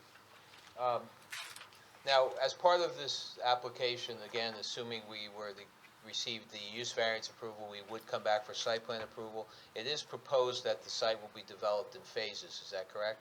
Yes. And again, we would deal with that in much more detail at site plan, but can you just describe for the board what would be phase one and what would be phase two? Sure. Phase one would be the westerly portion of the property, encumbering this complete circulation around these two structures. Demolition would also occur in phase one, and then phase two would be the eastern part of the property, handling the remaining two structures of 18,000 square feet and associated utilities. Are there any wetlands on or near the property, and if so, has an LOI been applied for and/or obtained? Yes, there has. There was a presence-absence of wetlands done, and we received that letter. Now, as far as parking is concerned, can you describe for the board how the parking calculation was arrived at, meaning what portion's warehouse, what portion would be office? Sure. Overall, it was 90% warehouse and 10% office for each of the new structures, and 100% office for the existing building to remain. Now, as it relates to the office building itself, that would all be non-medical office space, is that correct? That's correct. And then in terms of the warehouse buildings, or the flex space buildings, 10% maximum office space for those units, is that correct? That's correct. So Sal, if I- 600 square feet per office? I just want to get more clarity on the uses. So you're saying warehouse with office, warehouse distribution, it's storage, and that's about it. We have a lot of different things that have different flavors, Right. like contractor businesses. Is that something that you're looking to Yes. include as a potential tenant? We're going to get into the list of the types of businesses, hours of operation, that sort of stuff. Okay. We'll get there shortly. Appreciate it. Yes, so Sal, just when we get there, anytime there's flex space, if there's gonna be contractors type uses and things like that, questions are like fleet vehicles and things like that. You know, obviously, warehouse is 1 per 5,000, so, hopefully the applicant's prepared to put testimony on that. The, The other thing was stated earlier, that no trucks would be going on the ARE6 side as far as the circulation. behind the buildings, Okay, Well- but behind, on the two buildings to the back, yeah. in the front, No, the rear. no, right here, these two buildings, SED. you got truck circulation there because the loading docks are back there. Yes, So that would be in the ARE the residential side. and there's already a commercial building there that we're removing. No, but the statement was that there would be no trucks in circulation behind those buildings. So, What I may have misspoke. What I thought I asked was when we flipped the back buildings, we eliminated the truck activity on the residential side of the property. I was referring more to the back section. okay, What so you mean it's is- not the whole site. What you mean is that the portion of the property that abuts the ARE6, because that back portion of the property, with the exception of a very little sliver, is in the SED. So if you're looking at that plan, to the top of the page, Yeah, on the other side of your property line is ARE. So that's kind of what you're referring to. yeah, I said the adjacent AR, the residential, that's what I was referring to. But we understand that the front portion, part of that is residential zone. Yeah, no, I understand, but, I'm just clarifying that statement that, there are going to be trucks on the residential side, Yes. okay? I just want to clarify one more thing before you move on. You testified that you've obtained a letter, a presence-absence LOI. You want to let us know what it says? Oh, I apologize. Yes, there's no wetlands on the property. And you can submit that to the board? Yes, and I believe in the I don't have it. engineer's letter that they received it, but they require an environmental impact statement. Did you not receive that letter? I did not receive Okay. the LOI information. Sure, no problem. Didn't get it either. Yeah, it is, yeah, it was A- submitted. A6, it was submitted with, Okay. So, Okay. and then when reviewing the environmental constraints and things like that, you didn't, from any, mapping, whether it be FEMA or NJDEP, find any Category 1 waters, any riparian buffers, any flood hazard areas on the site? Not that I'm aware of. Okay. I have to ask my environmentalist on that. Okay, so, are you having someone look at that, or, I would assume that was already looked Okay. at during feasibility. so what I would say is, if this is gonna move forward, especially towards like site plan, that's something that needs to just be vetted out. I think they need to submit a full, NRI and environmental impact statement, as part of the application. And that leads to the next line of questioning, which is the waivers. There's a whole series of waivers that are being sought by the applicant, many of which relate to the fact that it's a bifurcated application, therefore not fully designed.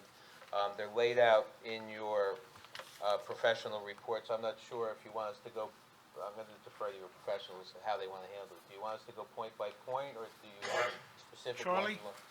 John? No, for me, the basic things, you got a residential zone across the street, so obviously you've got a farmland buffer there. For me, they did move the parking area outside of the buffer. However, the stormwater management basin that they've shown, obviously it's still conceptual at this point, is shown within the buffer. The board doesn't permit, or the ordinance doesn't permit any stormwater management infrastructure, any grading, or any disturbance within the buffers. Obviously along the north side of the property, because those properties to the north are residentially zoned, you still have a residential buffer that's required there. There's some areas with the northern site driveway. This is the driveway north of the two 18,000 square foot buildings on the western portion of the site, phase one, that like immediately abuts that buffer. It's kind of hard to tell whether or not there's going to be any disturbance of that area that's necessitated without having any like grading information. So that's a concern there. As far as the parking, I know the applicant said that in the report they indicated 90% warehouse, 10% office space. When you delve down into the architecturals, the office space is a little bit higher than that 10%. It's closer to 12, 13, 14%. What I will say is based on the architecturals, my calculation shows they're providing 70 where 61 are required, so I think they're still okay on the parking. Obviously, that's going to be contingent on their testimony regarding the various uses of the building, fleet vehicles and things like that. Building, they're seeking relief from the building coverage requirements. They're proposing 17.21% in the ARE 6 zone. It's 3% max. In the SCD, there is no limit. Obviously, this is split zone, so we kind of looked at it with a more stringent requirement, the ARE 6. I assume they're going to put plenty of testimony as to that. Impervious coverage, they're proposing 37.2%. 5% max is permitted in the ARE 6, whereas the SCD is 70%. For me, signage, they're going to need a variance for signage. The architectural shows 6 signs on the front two 18,000 square foot buildings and 6 additional on the 2 in the rear of the site, phase 2. It was unclear on that plans whether or not there was any site ID signage proposed for that. Yeah, as of right now, we don't have that.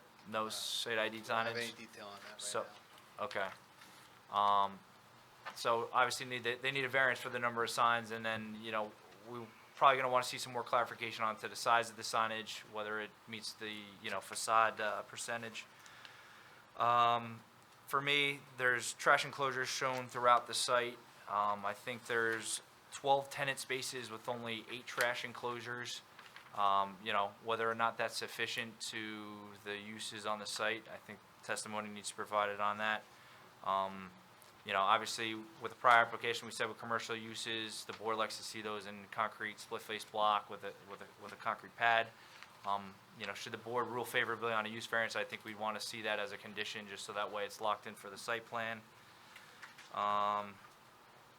For me, there's various septic systems proposed throughout the site. I think you have 1, 2, 3, 4 in total.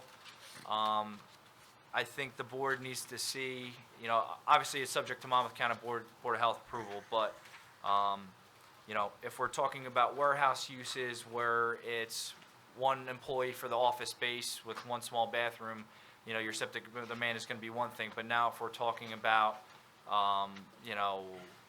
contractor warehouse where there's, or like light distribution or light assembly where there's 5 employees, your septic demand goes up. The site as the whole, if it exceeds 2,000 gallons per day, then we're talking about possibly TWA and Egyptian approvals. So I think the board needs to see some calculation on the septic demand for the site. I also had some questions regarding the proximity, especially on phase 2.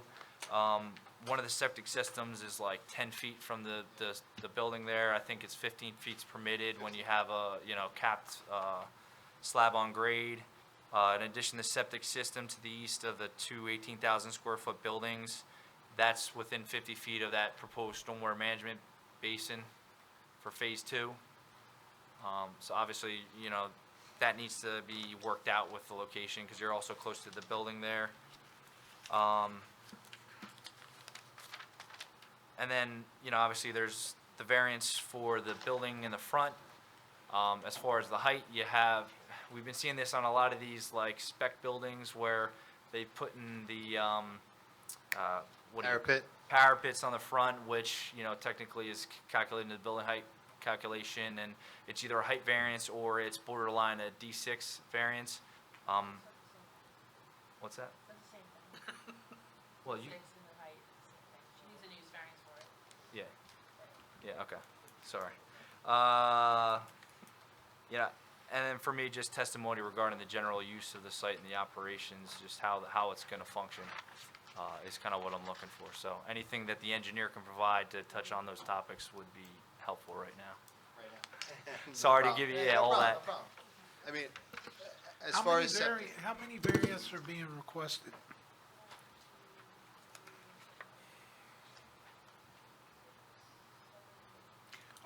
I know they're just here for the use right now, but how many total variances are going to be required?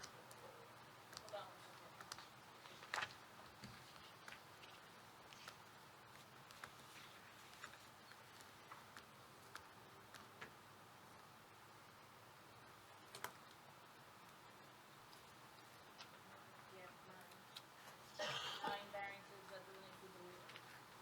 Yeah, and remember, many of them relate to the fact that it's split zone, I so. know, I understand that. Jan, Yes. question for you. Sure. And I don't like the redesign sitting here at this board. But if they took the one building out of the ARE6 zone, Yeah. they still don't meet the setbacks, correct? Well, the setback is 100 feet, and right now they're at 83.9 from the buffer, because as you know, we measure the setbacks from the buffer. Correct. So that front building is more than 16 feet deep. So if the front, the existing building is there regardless, the existing office building, but the proposed building, if that front building were to be eliminated and it was just the one 18,000 square foot building, that front yard setback would be complied with. It wouldn't? It would. It would comply. So if they left that one building that's in the ARE6 zone out, they would comply? Yeah. They're close. They're only about 16 feet away from compliance. If they moved one of the tenant spaces in the front building, they would comply with that building.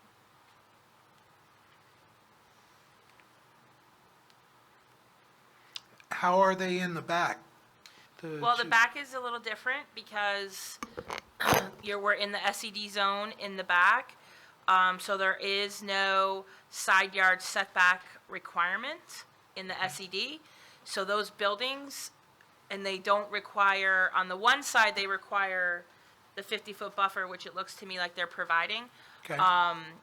But on the other side, on the bottom, let's just say, of the page is an SED, so we don't need buffer to buffer. And there's no side yard setback variance requirements in the zone. So the relief that they need is because a portion of this site is in the ARE6 zone. Well, the building is there. They're proposing a building in the ARE6 zone. Correct. Correct. So the reason that they're here for use, that they needed height, and then I would think all, at this point, of the variances that we identified, and Sal, you can correct me if I'm wrong, are related to the portion of the development that's proposed in the ARE6 zone. As Okay. you get back to the back portion of the site into the SED zone, the use, it's permitted, the height is permitted, and they comply with the setbacks and the coverage. Okay. So okay, I know Charles brought up the building being close to the retention basin. If they shifted both of those buildings in the back in the SED zone, if they shifted them back 10 feet towards, I don't know which one's north or south, but if they shifted them down right here. north is towards the residential zone, to Well, the top? shifted to the east, I East. guess, you know, the Longwise, if you shifted them down, since there is no setback in the SED zone, you could move those buildings down further and be in compliance with your stormwater management. That's one. If you could eliminate the building that's in the ARE6 zone and just utilize your SED zone, you wouldn't need all the variances that you're requesting. I know that's 18,000 square feet. It's but- actually more than that, because the building that's in the ARE6 zone is the second 18,000 square feet almost in its entirety and a portion of the front, right? No, I understand, but you could shift the one building down further. You could shift the first building down to where it's in the SED zone. And then try to design around out of the ARE6 zone. Or get relief for parking in the ARE6 zone versus having the building in the ARE6 zone. I'm throwing it out there. 40 feet, so I think they can park anyway.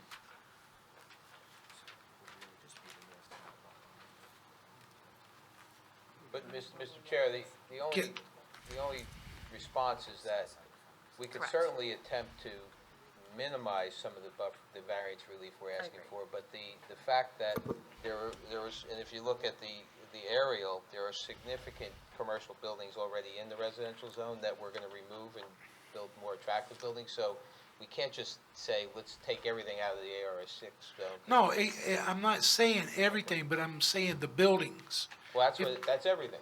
Well, no, it's not. You don't make money on the parking, so, or the drainage, you only can collect rent on the buildings. So to eliminate all the buildings in that ARE6 zone where, It's just one building, or 3 tenant spaces. where?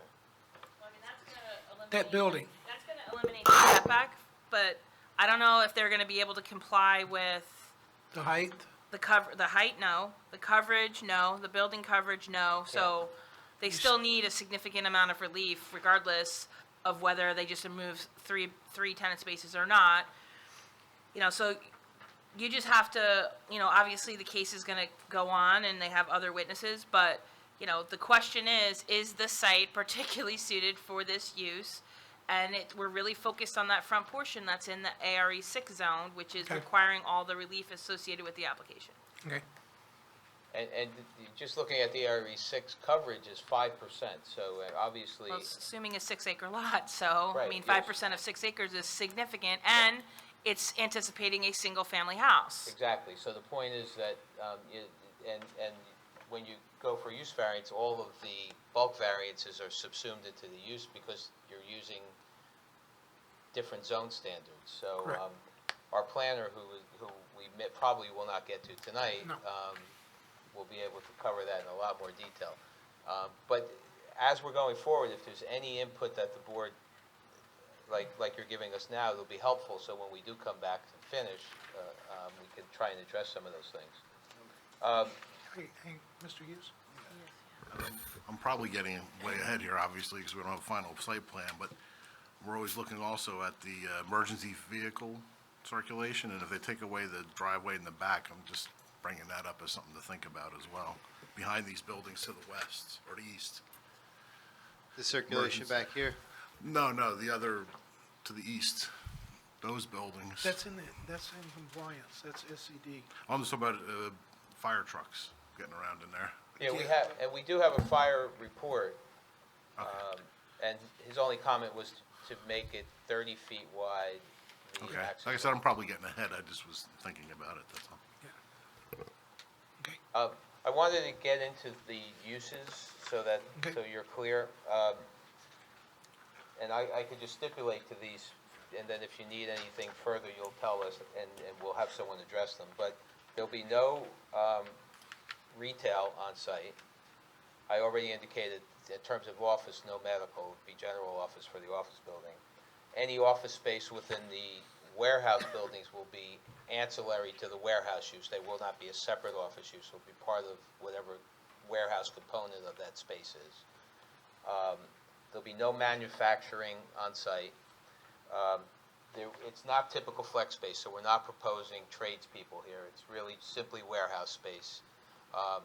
The applicant, who has a online business, which is the thing nowadays, is all he does is store stuff and ship it out. That seems to be what many of the warehouse users seem to be doing now, smaller users anyways.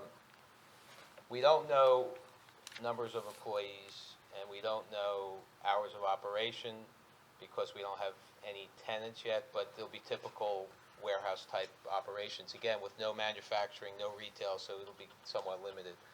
We do have a traffic expert who will talk about site circulation and traffic. There'll be no hazardous material or flammable material stored on site. There'll be no storage of any equipment or material outside. There'll be vehicles that will be stored or parked in parking spaces, but there'll be no other types of storage outside. And we do expect multiple tenants, but again, until it's rented, there might be tenants who consolidate some of these spaces and instead of 6,000, they may take 12,000. So we don't know how it will be carved out, other than the plan that you have will be the highest number of tenants that will be possible. There might be fewer as they're rented out. Will there be any assembly type stuff? No assembly either. Mechanical? Pure warehouse. No mechanical, no? No activity of any kind, repairs or anything on site. Okay. So Sal, with the warehouse use, what kind of vehicles are you anticipating for this? Is it gonna be tractor trailers? Is it gonna be SU-40s? Is it gonna be like, FedEx type of sized vans that are gonna be? Yeah, I'm gonna have to wait for Frank to come up, because I'm not positive of the answer. Okay. I think that was, unfortunately, without tenants, that's the summary, I think, of the main points that you probably need to consider in terms of the use, but if Jennifer or Matt or Charlie have any other questions about the specific restrictions that we're willing to impose, we could respond to those. I think that gives me a pretty good amount for the future tenant approvals I need to give. The tradespeople is the big one that tend to try and get into these spaces, and they're clear that it's not going to be that type of user. So, given what they have, I'd ask for it to go in the resolution either way, and I'm pretty good with it. Okay, you can live with that. Okay. So basically, we're just talking about the front two buildings right now? No. Warehouse? The four buildings, not the office building, the other four. The other two in the back, that's going to be warehousing too? Exactly the same, yes. Okay.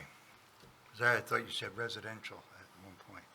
Unless we just- No, we're adjacent to residential. Just No adjacent. residential. No residential, this is going to be all warehousing. That's correct, other than the office building. So, okay. Now, in the office building up front, that's going to be strictly office, period? No medical. Now, will that be associated with any of the buildings? Probably not. We want the right to rent it to just general office space. If it's possible that someone might need office space there, but we don't have any idea yet, other than just general office, that's all we know. Okay, now, will that be one company or multi-tenant? It could be multiple tenants. Okay. Matt? No, hang on. Matt? That's common practice for something like that. We don't usually regulate the amount of tenants in just like an office building. So Okay. that's usually fine. I'll double check the parking standards. Yeah, that's as- what I as was gonna, tenants come in that's and where I make was sure leading up to, is we're not getting are they gonna be overparked. able to cover the parking?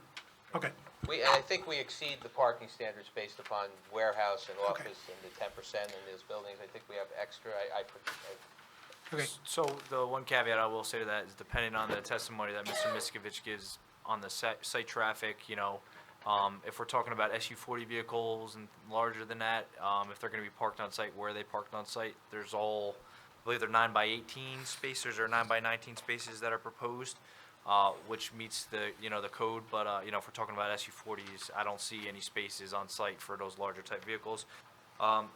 Question I have for you, Sal, is that existing office building, the western portion of that is shown as a one-story garage.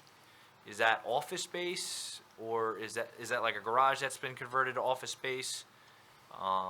There's an existing site driveway on the south side of the property there where the curb stops, and I just want to make sure that if that's going to be office space, that that driveway is like eliminated with this application, so there's no additional access there.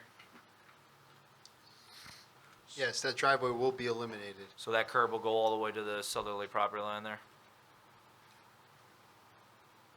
Where it says media existing edge of pavement there? Yeah, so that's going to get extended across the entire frontage to the southerly Oh, property line. yes, correct, I Okay, see. so that, yeah, so Yes. obviously you're proposing a septic system there, so you can't have a Yes, driveway yes, over yes, top. yes. Okay. And then as far as some general questions on the different buffers and things like that, you know, and I assume Sherry might have some questions on this. Are you proposing to maintain the existing vegetation with those areas? You know, can you speak to the characteristics of the trees that are out there, maturity, height, and things like that? Or is it to be supplemented, cleared with new trees? We didn't plan on clearing any trees there. Okay. We'll supplement where we need to, and we did not do any tree counts or shoot the existing edge of tree lines and see how dense they are. Not yet. Not yet, Right. correct. But, I mean, the We will trees do that are, what we the have trees to. that are out there are mature trees, are, you know, 20, 25, 30 feet high.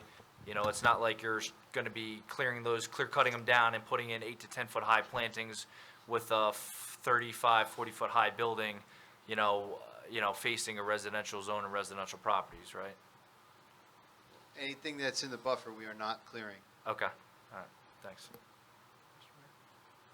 Yeah, the one thing I had a question on is the existing building up front for office space. Is the second area parking for that? Because you really don't have any distinct parking in front or anything of that existing office building. There is adjacent parking located to the east of the building. I know the engineer made comment that the sidewalk needs to be extended to the 15 feet spaces allotted for the structure, so that is no problem there. But there's a sufficient amount of parking to the east of the building for this structure. Okay, thank you. Yes, Mr. Moretti. You have a loading zone for the two front buildings. So if a trailer comes in, will trailers be supplying those two back buildings? And if they are, where are they going to, there's no loading zones for anything back there. They're going to be parked in the middle of the road? I'm sorry, these two buildings. in the Right, they front- have a loading zone, but I'm talking about That's the other ones. They have loading zones. To the left of this first building, there's a loading zone. There's a loading zone to the middle of the building. And there's a loading zone all the way at the end of the second building. And then we have two mini loading zones at grade level in the Okay. middle buildings. Okay, I didn't know what those graves, I didn't know what The those. shaded areas Yeah, I are didn't know what the shaded area was. I didn't, because you have marked loading zone over I there. see. I didn't, not differentiated. So they'd have it come in, back up. It's shown on the variance plan, on the site plan. Okay, that's all. Sherry? So I did go out to the site just last week. They do have, mature woods towards the front of the property. It's hard to tell exactly where the buffer, would consist of, but you do have some newer vegetation out there that is grown in, but it looks like most of the buffer is going to be larger trees, but there's no understory at all. So that would be a concern, whether, they're going to have to fill in better or provide a fence or, something else. But the buffer's very open. I mean, we'd want to keep the trees there. They are oaks through that area, but, I'm sure the deer have eaten away anything else that grew there.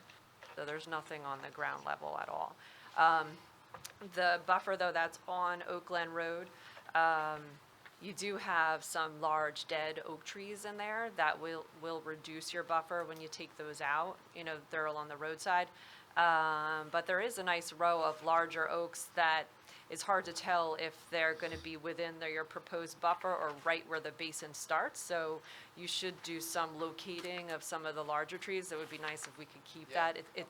They're right on that border. It's hard to tell exactly where they're going to fall. But definitely, you're going to have to do something with the residential buffer. How much clearing is going to be done?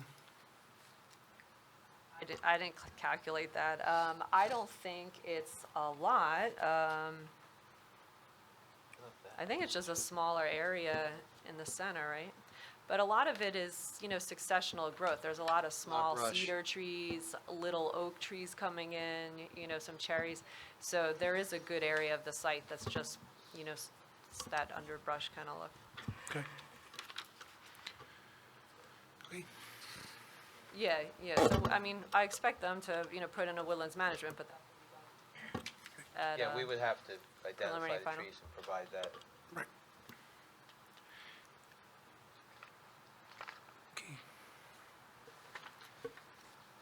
Okay. Anything else from the professionals? So, I think Sal had alluded that there was only one comment from the Fire Bureau. I think their latest memo, there was like 5 or 6 comments. Obviously, they did say they wanted a turnaround area. At the rear of the site, you do have a little bit of a bull nose, especially with that loading zone.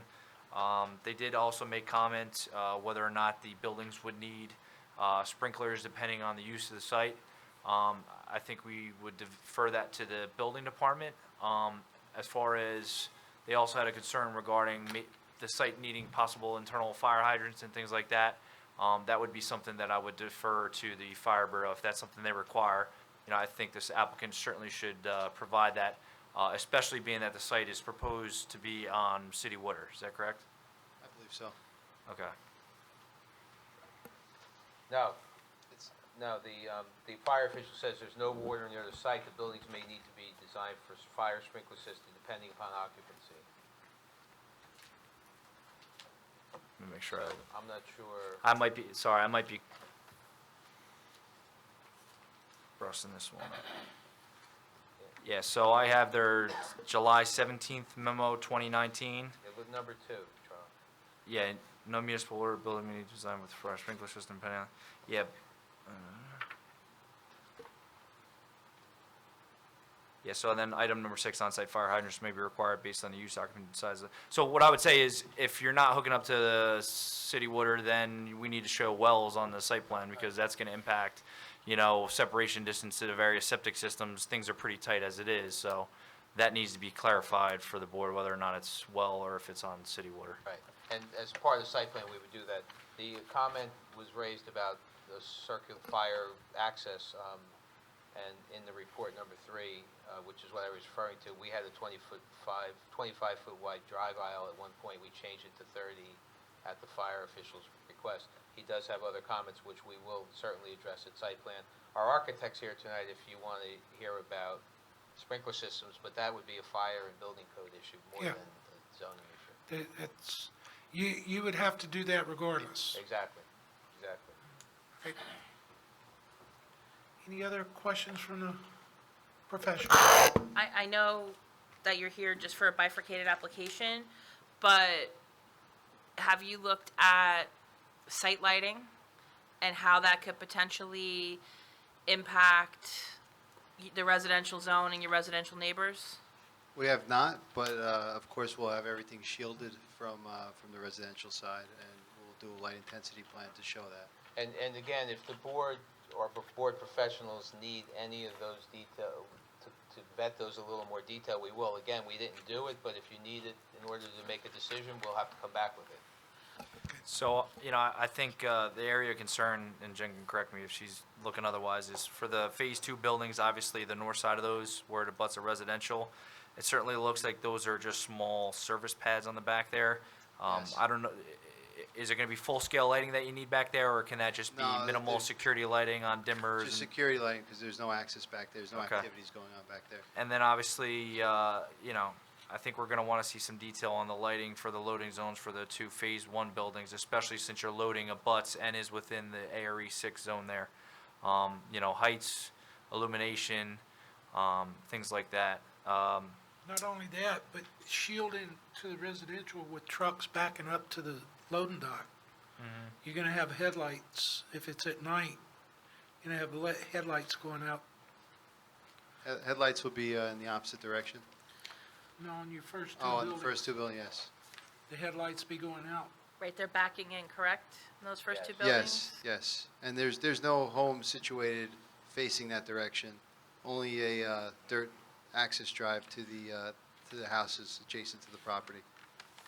That's a residential zone right Yeah, there, yes, right? yes, correct. I also would just, I know, Sal, you don't have any tenants proposed, and so therefore hours of operation are difficult, but to that end, with respect to noise associated with backing up of the trucks into the loading, if there could be some kind of commitment on like an end time for especially those front two buildings, so that we don't wind up with somebody coming in late at night, backing into the loading space, and an adjacent neighbor hearing that beeping. Okay, well, I'll get an answer on that. Okay. Okay. And then just two more comments, Mr. Chairman. So obviously, there's no landscaping plan or landscaping proposed. I would just say, obviously, applicants reminded, if it does get to P&F, they're going to need to either seek relief or provide the landscape plantings for the parking area. It's 1 tree and shrub for every 10 parking spaces. Obviously, also parking areas in the building, there needs to be, ground plantings along the building. And then they aren't proposing any sidewalk in the public right-of-way. As the board is aware, the township passed an ordinance. If the board grants a waiver on that, the applicant is required to make a voluntary contribution to the sidewalk fund. Sal, does the applicant have any issue with that? Either sidewalks or the contribution, whatever the board So requires. I would leave that up to the board's discretion. I can tell you, looking at the site aerials, there's no sidewalk on any of the adjacent frontages. I would take no issue with the granting of the waiver, provided the applicant agrees to make contribution to the fund.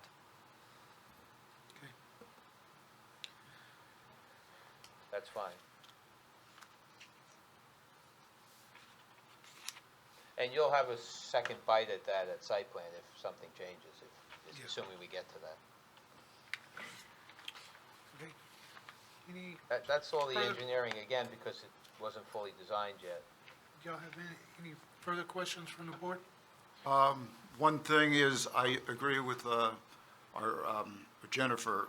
The time frame is important to me, that we kind of have a pinpoint of the times there, because especially with residentials. Okay, Okay, thanks. thank you. Yeah, Mr. Alfieri, just because there's no resident in that ARE6, across from your detention basin, doesn't mean that there won't be. Right, we know it's a residential zone, so it Yeah. can be developed, understood. So, any precaution we can take care of we Will need do. to take care of it. Okay, I'd like to at least get our architect done tonight if we Yes, could. sir. I don't know what time how tired you are, but very tired. Just watched the rain all day. and tomorrow too. No, I hope not. We Hi, have, I'm Ron Grammer, licensed architect in New Jersey. I have a master's of architecture from the University of Maryland. I've gone before boards in Monmouth and Ocean counties, been working in the field for 23 years and licensed for 12. we accept your credentials, sir. I apologize, I didn't print out copies of this rendering. I'd be happy to pass it around if anybody wants to look more closely at it. But it's depicting the two front buildings. We need to mark those? It's marked as A21. I think I already marked. Oh, okay. Didn't know. Yeah, was it marked? Yes, you marked Okay. it. Sorry. And Ron, that's consistent with the plan that was Yes, submitted, it's just a exactly. colored rendered version. It's just a color three-dimensional version of that. Okay, Of those two-dimensional elevations. And first of all, why don't you run through and describe what's Okay. proposed? And It- this is only the front two buildings we're talking about. Right, it's the front two buildings, and I think I'm going to try to answer some of the questions that were in the T&M letter and some questions that came up tonight. In terms of signage, I did look at the ordinance, so when we did establish the signage on the building, it meets the ordinance requirements. In fact, it's quite a bit underneath what's allowed. As far as percentages, I calculate my percentages for office and warehouse space based upon interior dimensions of walls. That's how we do it with the building code, so I don't know if that may be impacted. the Can numbers you that came up speak with. into that? Speak into the mic a little better. Can you hear me? Can you hear me now? Is that better? Tap it. It's on. Yeah, you have to hold it right up to your mouth. Okay. Is that better? Yes. So again, the facade signage would be... So I checked the ordinance for the signage, and we're in compliance with the signage ordinance. As far as percentages in terms of office and warehouse space, I calculate my percentages based upon the inside of the exterior walls. That might have been the conflict maybe we had with T&M. But regardless, we want to try to be within that 10% because that has implications with the building code in terms of fire and restrooms and those types of things. So we'll try to be within that 10%.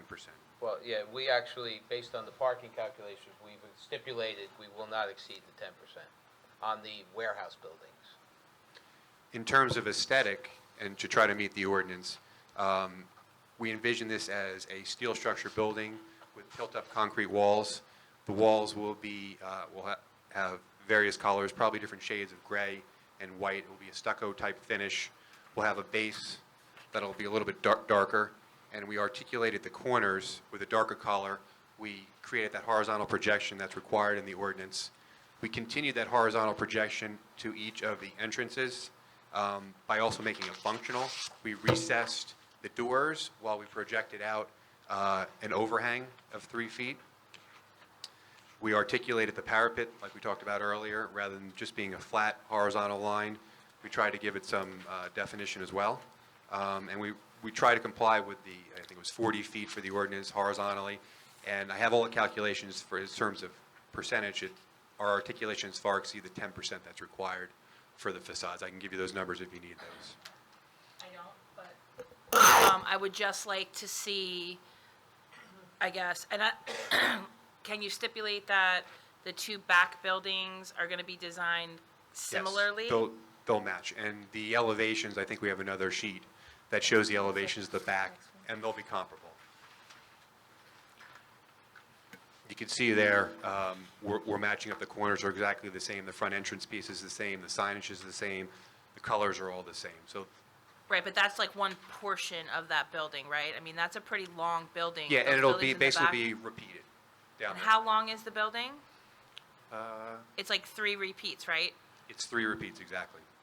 So that's like indicative of one tenant space? Exactly. But it'll be identical for all 3. Each space is I mean, it's 120 feet. 120 feet. So I try to break it up into like thirds. So you might want to call him for your prior application. Just gonna throw that out there.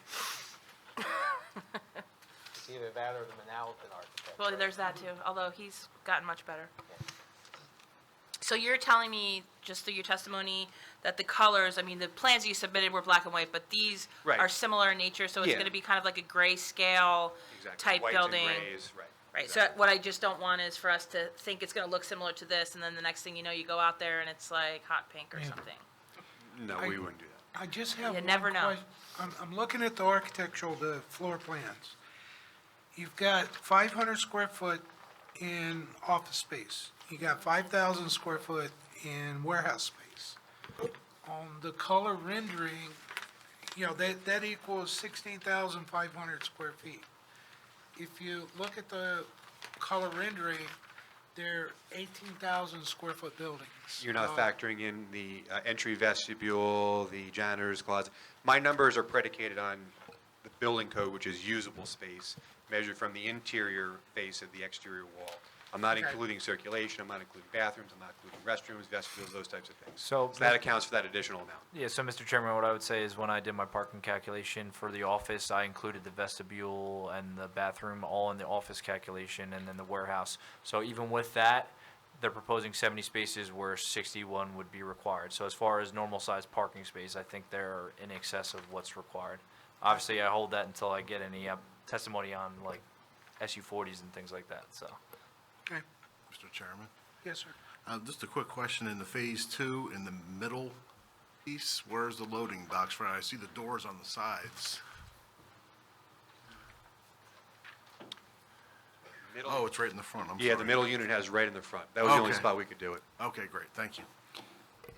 My other question, the equipment for HVAC, air conditioning, all of your heat, Rooftop units. it's all going to be rooftop. It's all going to be, I would suspect so, yes. sir? I would expect so, yes. Now, that will all be behind the parapets, right? Correct. Okay. Can we revisit signage really quick? You said each tenant space will have its own facade sign? Correct. Are you requesting variances for that number of signs? I believe we need a For variance the for that. number or square, yes, for the number we will. For the number, okay. And Square footage is consistent, right? Right. It's Yes. a linear, 25%, the Right. facade, is that what you're using for the square footage? We're far under that. Yeah, But the number, depending on the number of tenants, and we have the maximum number proposed. right. And you are requesting a variance for that, okay. Well, he I would don't know also if we need a were. variance for the ARE6 property. Because No that's signs not really the permitted. SED. No signs are permitted really in the Area 6, right? Right. and I would suggest that, should this go through to site plan, you know, if you're proposing a site identification sign, we want to see how big it is, where it's located, how far back it's set, from Oakland Road. We don't see, I mean, I guess there are some signs along Oakland Road, but you don't see a ton of them, so, right, is it lit? What, you know, we would need to see a detail of it and the size and location. I would assume that would be part of site plan if this application moved forward to site plan. That's, and we really haven't thought that far in the future, but yes, if it's proposed, it'll be on the site plan And, detail.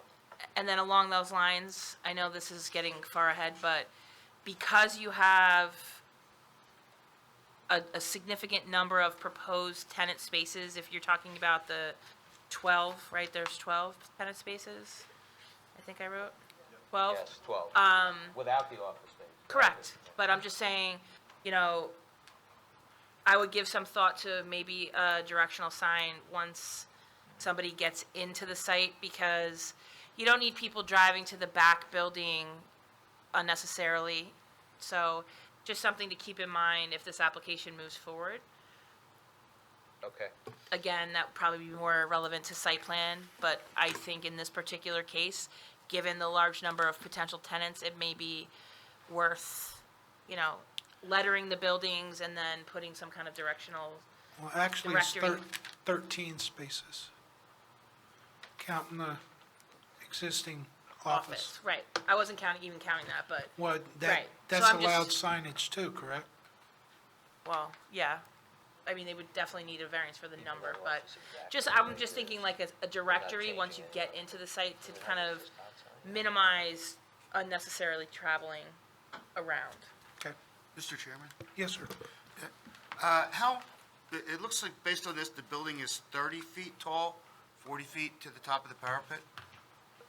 The buildings, I should say. Front buildings are 40 feet 8 to the highest point for the front, and the rear is 30 feet 6. I'm sorry, 35 feet 6. What kind, are they designed for full-size tractor trailers to deliver? The objective was to get 30 feet clear to the underside of structure on the inside.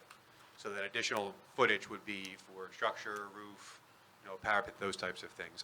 As far as the type of truck, I'd have to defer to the owner. We'll get to a truck, we'll get you truck details. Okay. But the building, I don't think the trucks are going into the building, if that's the question.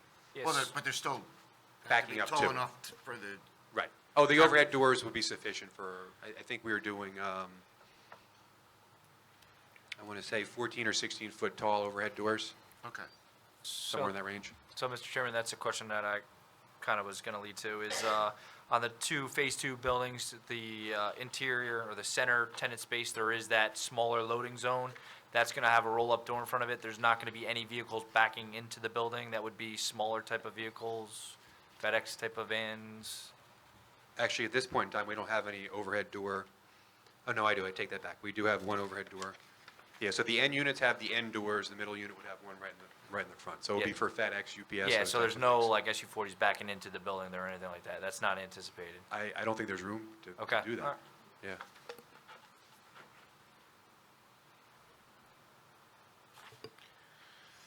Okay. Any other questions? Jen, any other comments? No, actually, I know it's uncharacteristic of me, but. Very uncharacteristic. I'm very surprised. Thank you. I'm not usually impressed, but we've had a couple that have come in recently where they've actually done their homework ahead of time, and I appreciate that. Okay.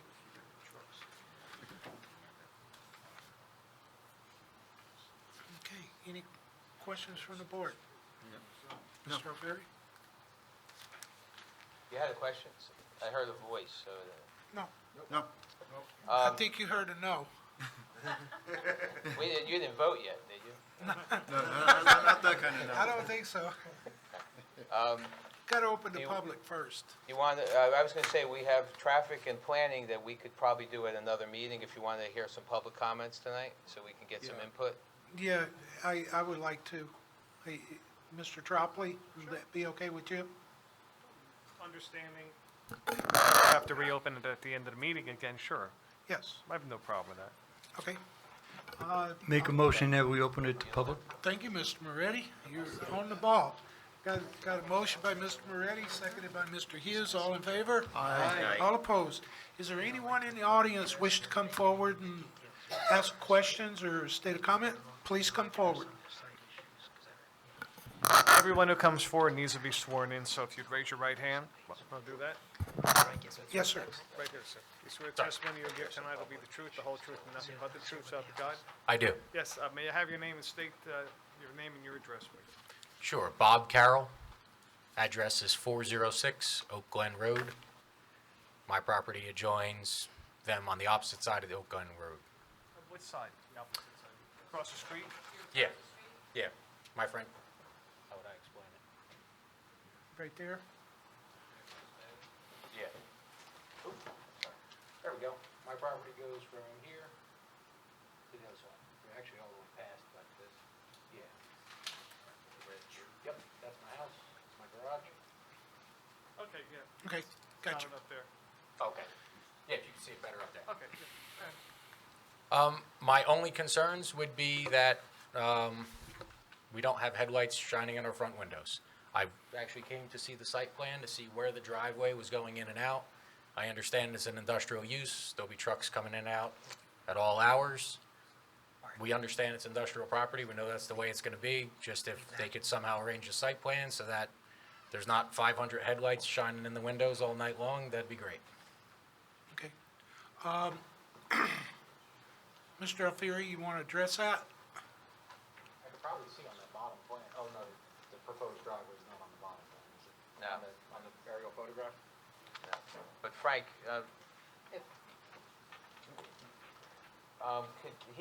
although the traffic engineer didn't testify, he could probably answer the question, and then he'll come back and testify. Let's qualify him real We quick. should qualify you, Frank. Sorry to just jump in like that. That's okay. Frank Miskovich, licensed professional engineer, state of New Jersey.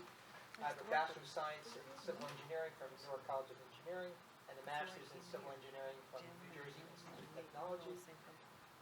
Coming up on my 50th year in engineering, served 20 years in the public sector, 30 in the private sector.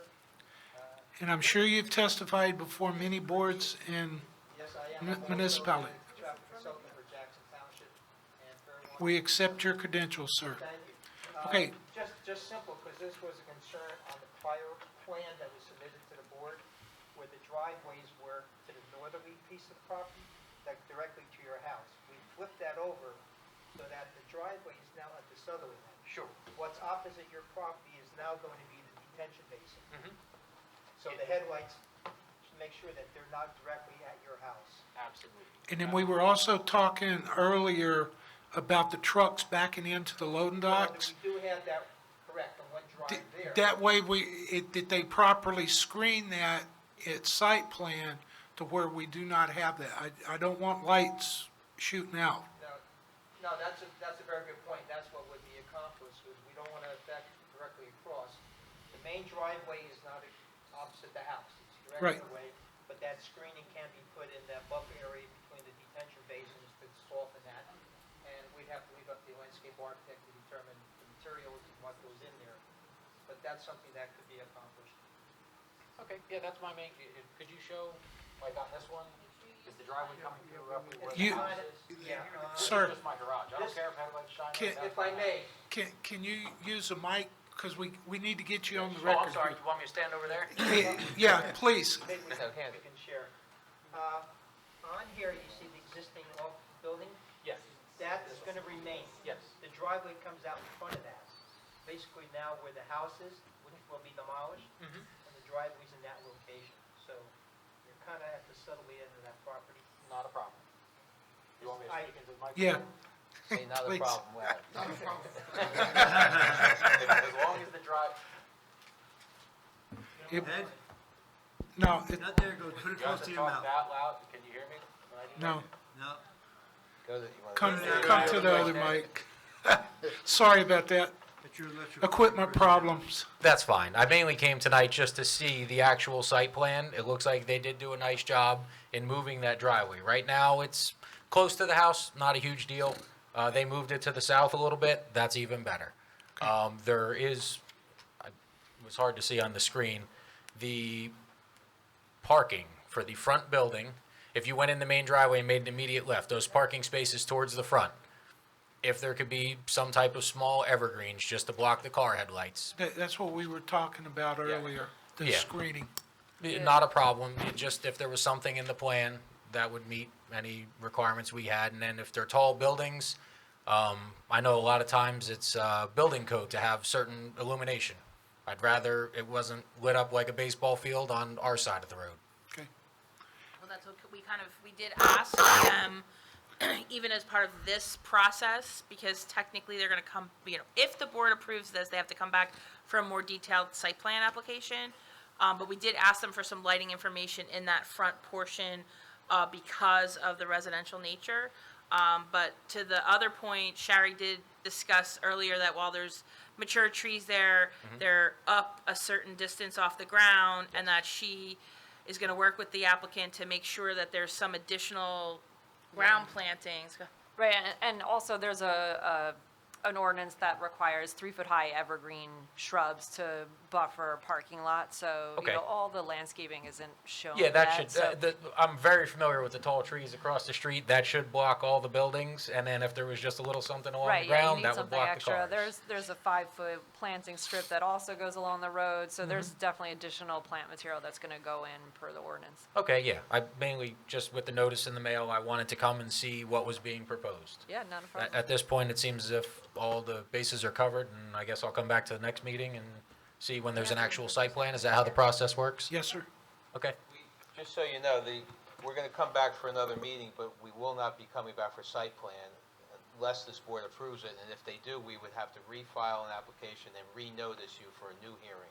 Okay, I attended the last meeting, and they said it was pushed to today with no further notice. That's why I just came, just to Good. see what was involved. Well, this is just for the use of, it right now. They still have to come back for site plan, final major site plan approvals, and then that's when we get into real details on the site. Okay. On what happens. But yeah, you will, You'll get a separate notice for that. yeah, you'll get a separate notice for the site plan. Yeah, I had already just assumed that it was all industrial space. I didn't know that there was some residential, and that was the reason they needed this. Yes. Okay. I just assumed it was already commercial, and that was all it would be. Okay. Yeah. Well, we do too, because they'd be at the planning board at this time, so they wouldn't be here. All right, I think that addresses any concerns I had, and I'll follow up. Thank you. Okay, sir. Thank you. Thank you. Pay attention at the end, because the chairman will announce when they come back for the second part of this, which includes the majority of Frank's testimony. And the With respect lighting. to the traffic, the lighting, the circulation, the trucks, et cetera. That's gonna be part of this process, and before we leave tonight, the chairman will announce when the next date is. So you're not gonna get another notice in the mail for this piece. Right. When they finish this piece, if the board approves it, for the next piece you will, but he's gonna tell you when they're gonna finish up this This portion. tonight. You're gonna get another date. Yeah, I'll come back for whatever meeting, just Okay. so that I'm in the loop. You Okay. can always check with Sounds me good. too. So. Thanks, Eileen. Thank you. Is there anyone else in the audience wish to come forward, ask questions, or make a comment? Seeing none, can I have a motion to close? Motion to close. Motion by Mr. Moretti, Second. seconded by Mr. Cantor. All in favor? Aye. All opposed? Okay. Mr. Alfieri, I think you got enough information. Yes, we'll come back whenever you want us to. Eileen, Hold on one Mr. second. Tropoli, Gotta find my schedule. You're fine. Put it away. It's here. And Mr. Nansen, while they're doing that, we're not gonna bring the architect back, okay? No, no. We will bring the engineer back, because he's gonna talk about some of the issues that were raised tonight, and we'll bring Frank back and our planner. Sounds good.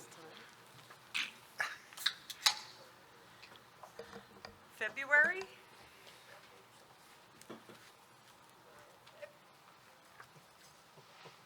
February 10th? I don't know how far we'll get if you did it on January 27th with Bennett Road. Probably not far. What about moving them ahead of Bennett Road? It's your choice. We could do that. What day is What that? day is that? How much more testimony do you need? Traffic will be, January 27th. never mind.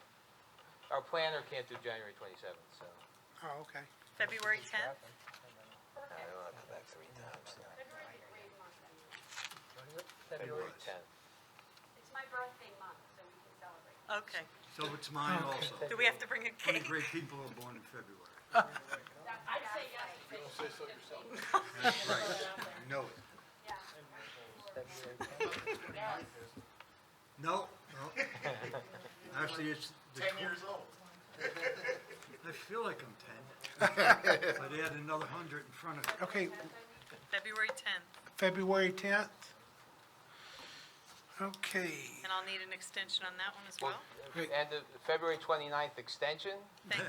and 2020, and then we just need an announcement, Ron, I'm going to take Chair, I'm sorry. case number BA 1911, K10 Holdings LLC is going to be carried to February 10th, 7:30 with no further notice, and extension of time through February 29th, 2020. Boy, that's strange saying that. So, Thank you, everyone. Happy holidays, thank you. everybody. Thank you. Do you, Same to do you Mr. understand, Alfieri. it's February 10th, next hearing on this case, this application? Yes, sir. Okay, sir. Okay, is there any further discussion from the board? Bye, everyone. Happy holidays. Thank you, Sal. Happy holidays. Any further from the professionals? No, sir. Can I have a motion to adjourn? Make a motion to adjourn? Motion by Mr. Moretti, seconded by Mr. Roscoe. All in favor? Aye. All opposed? Zoning board adjourned at 10:15.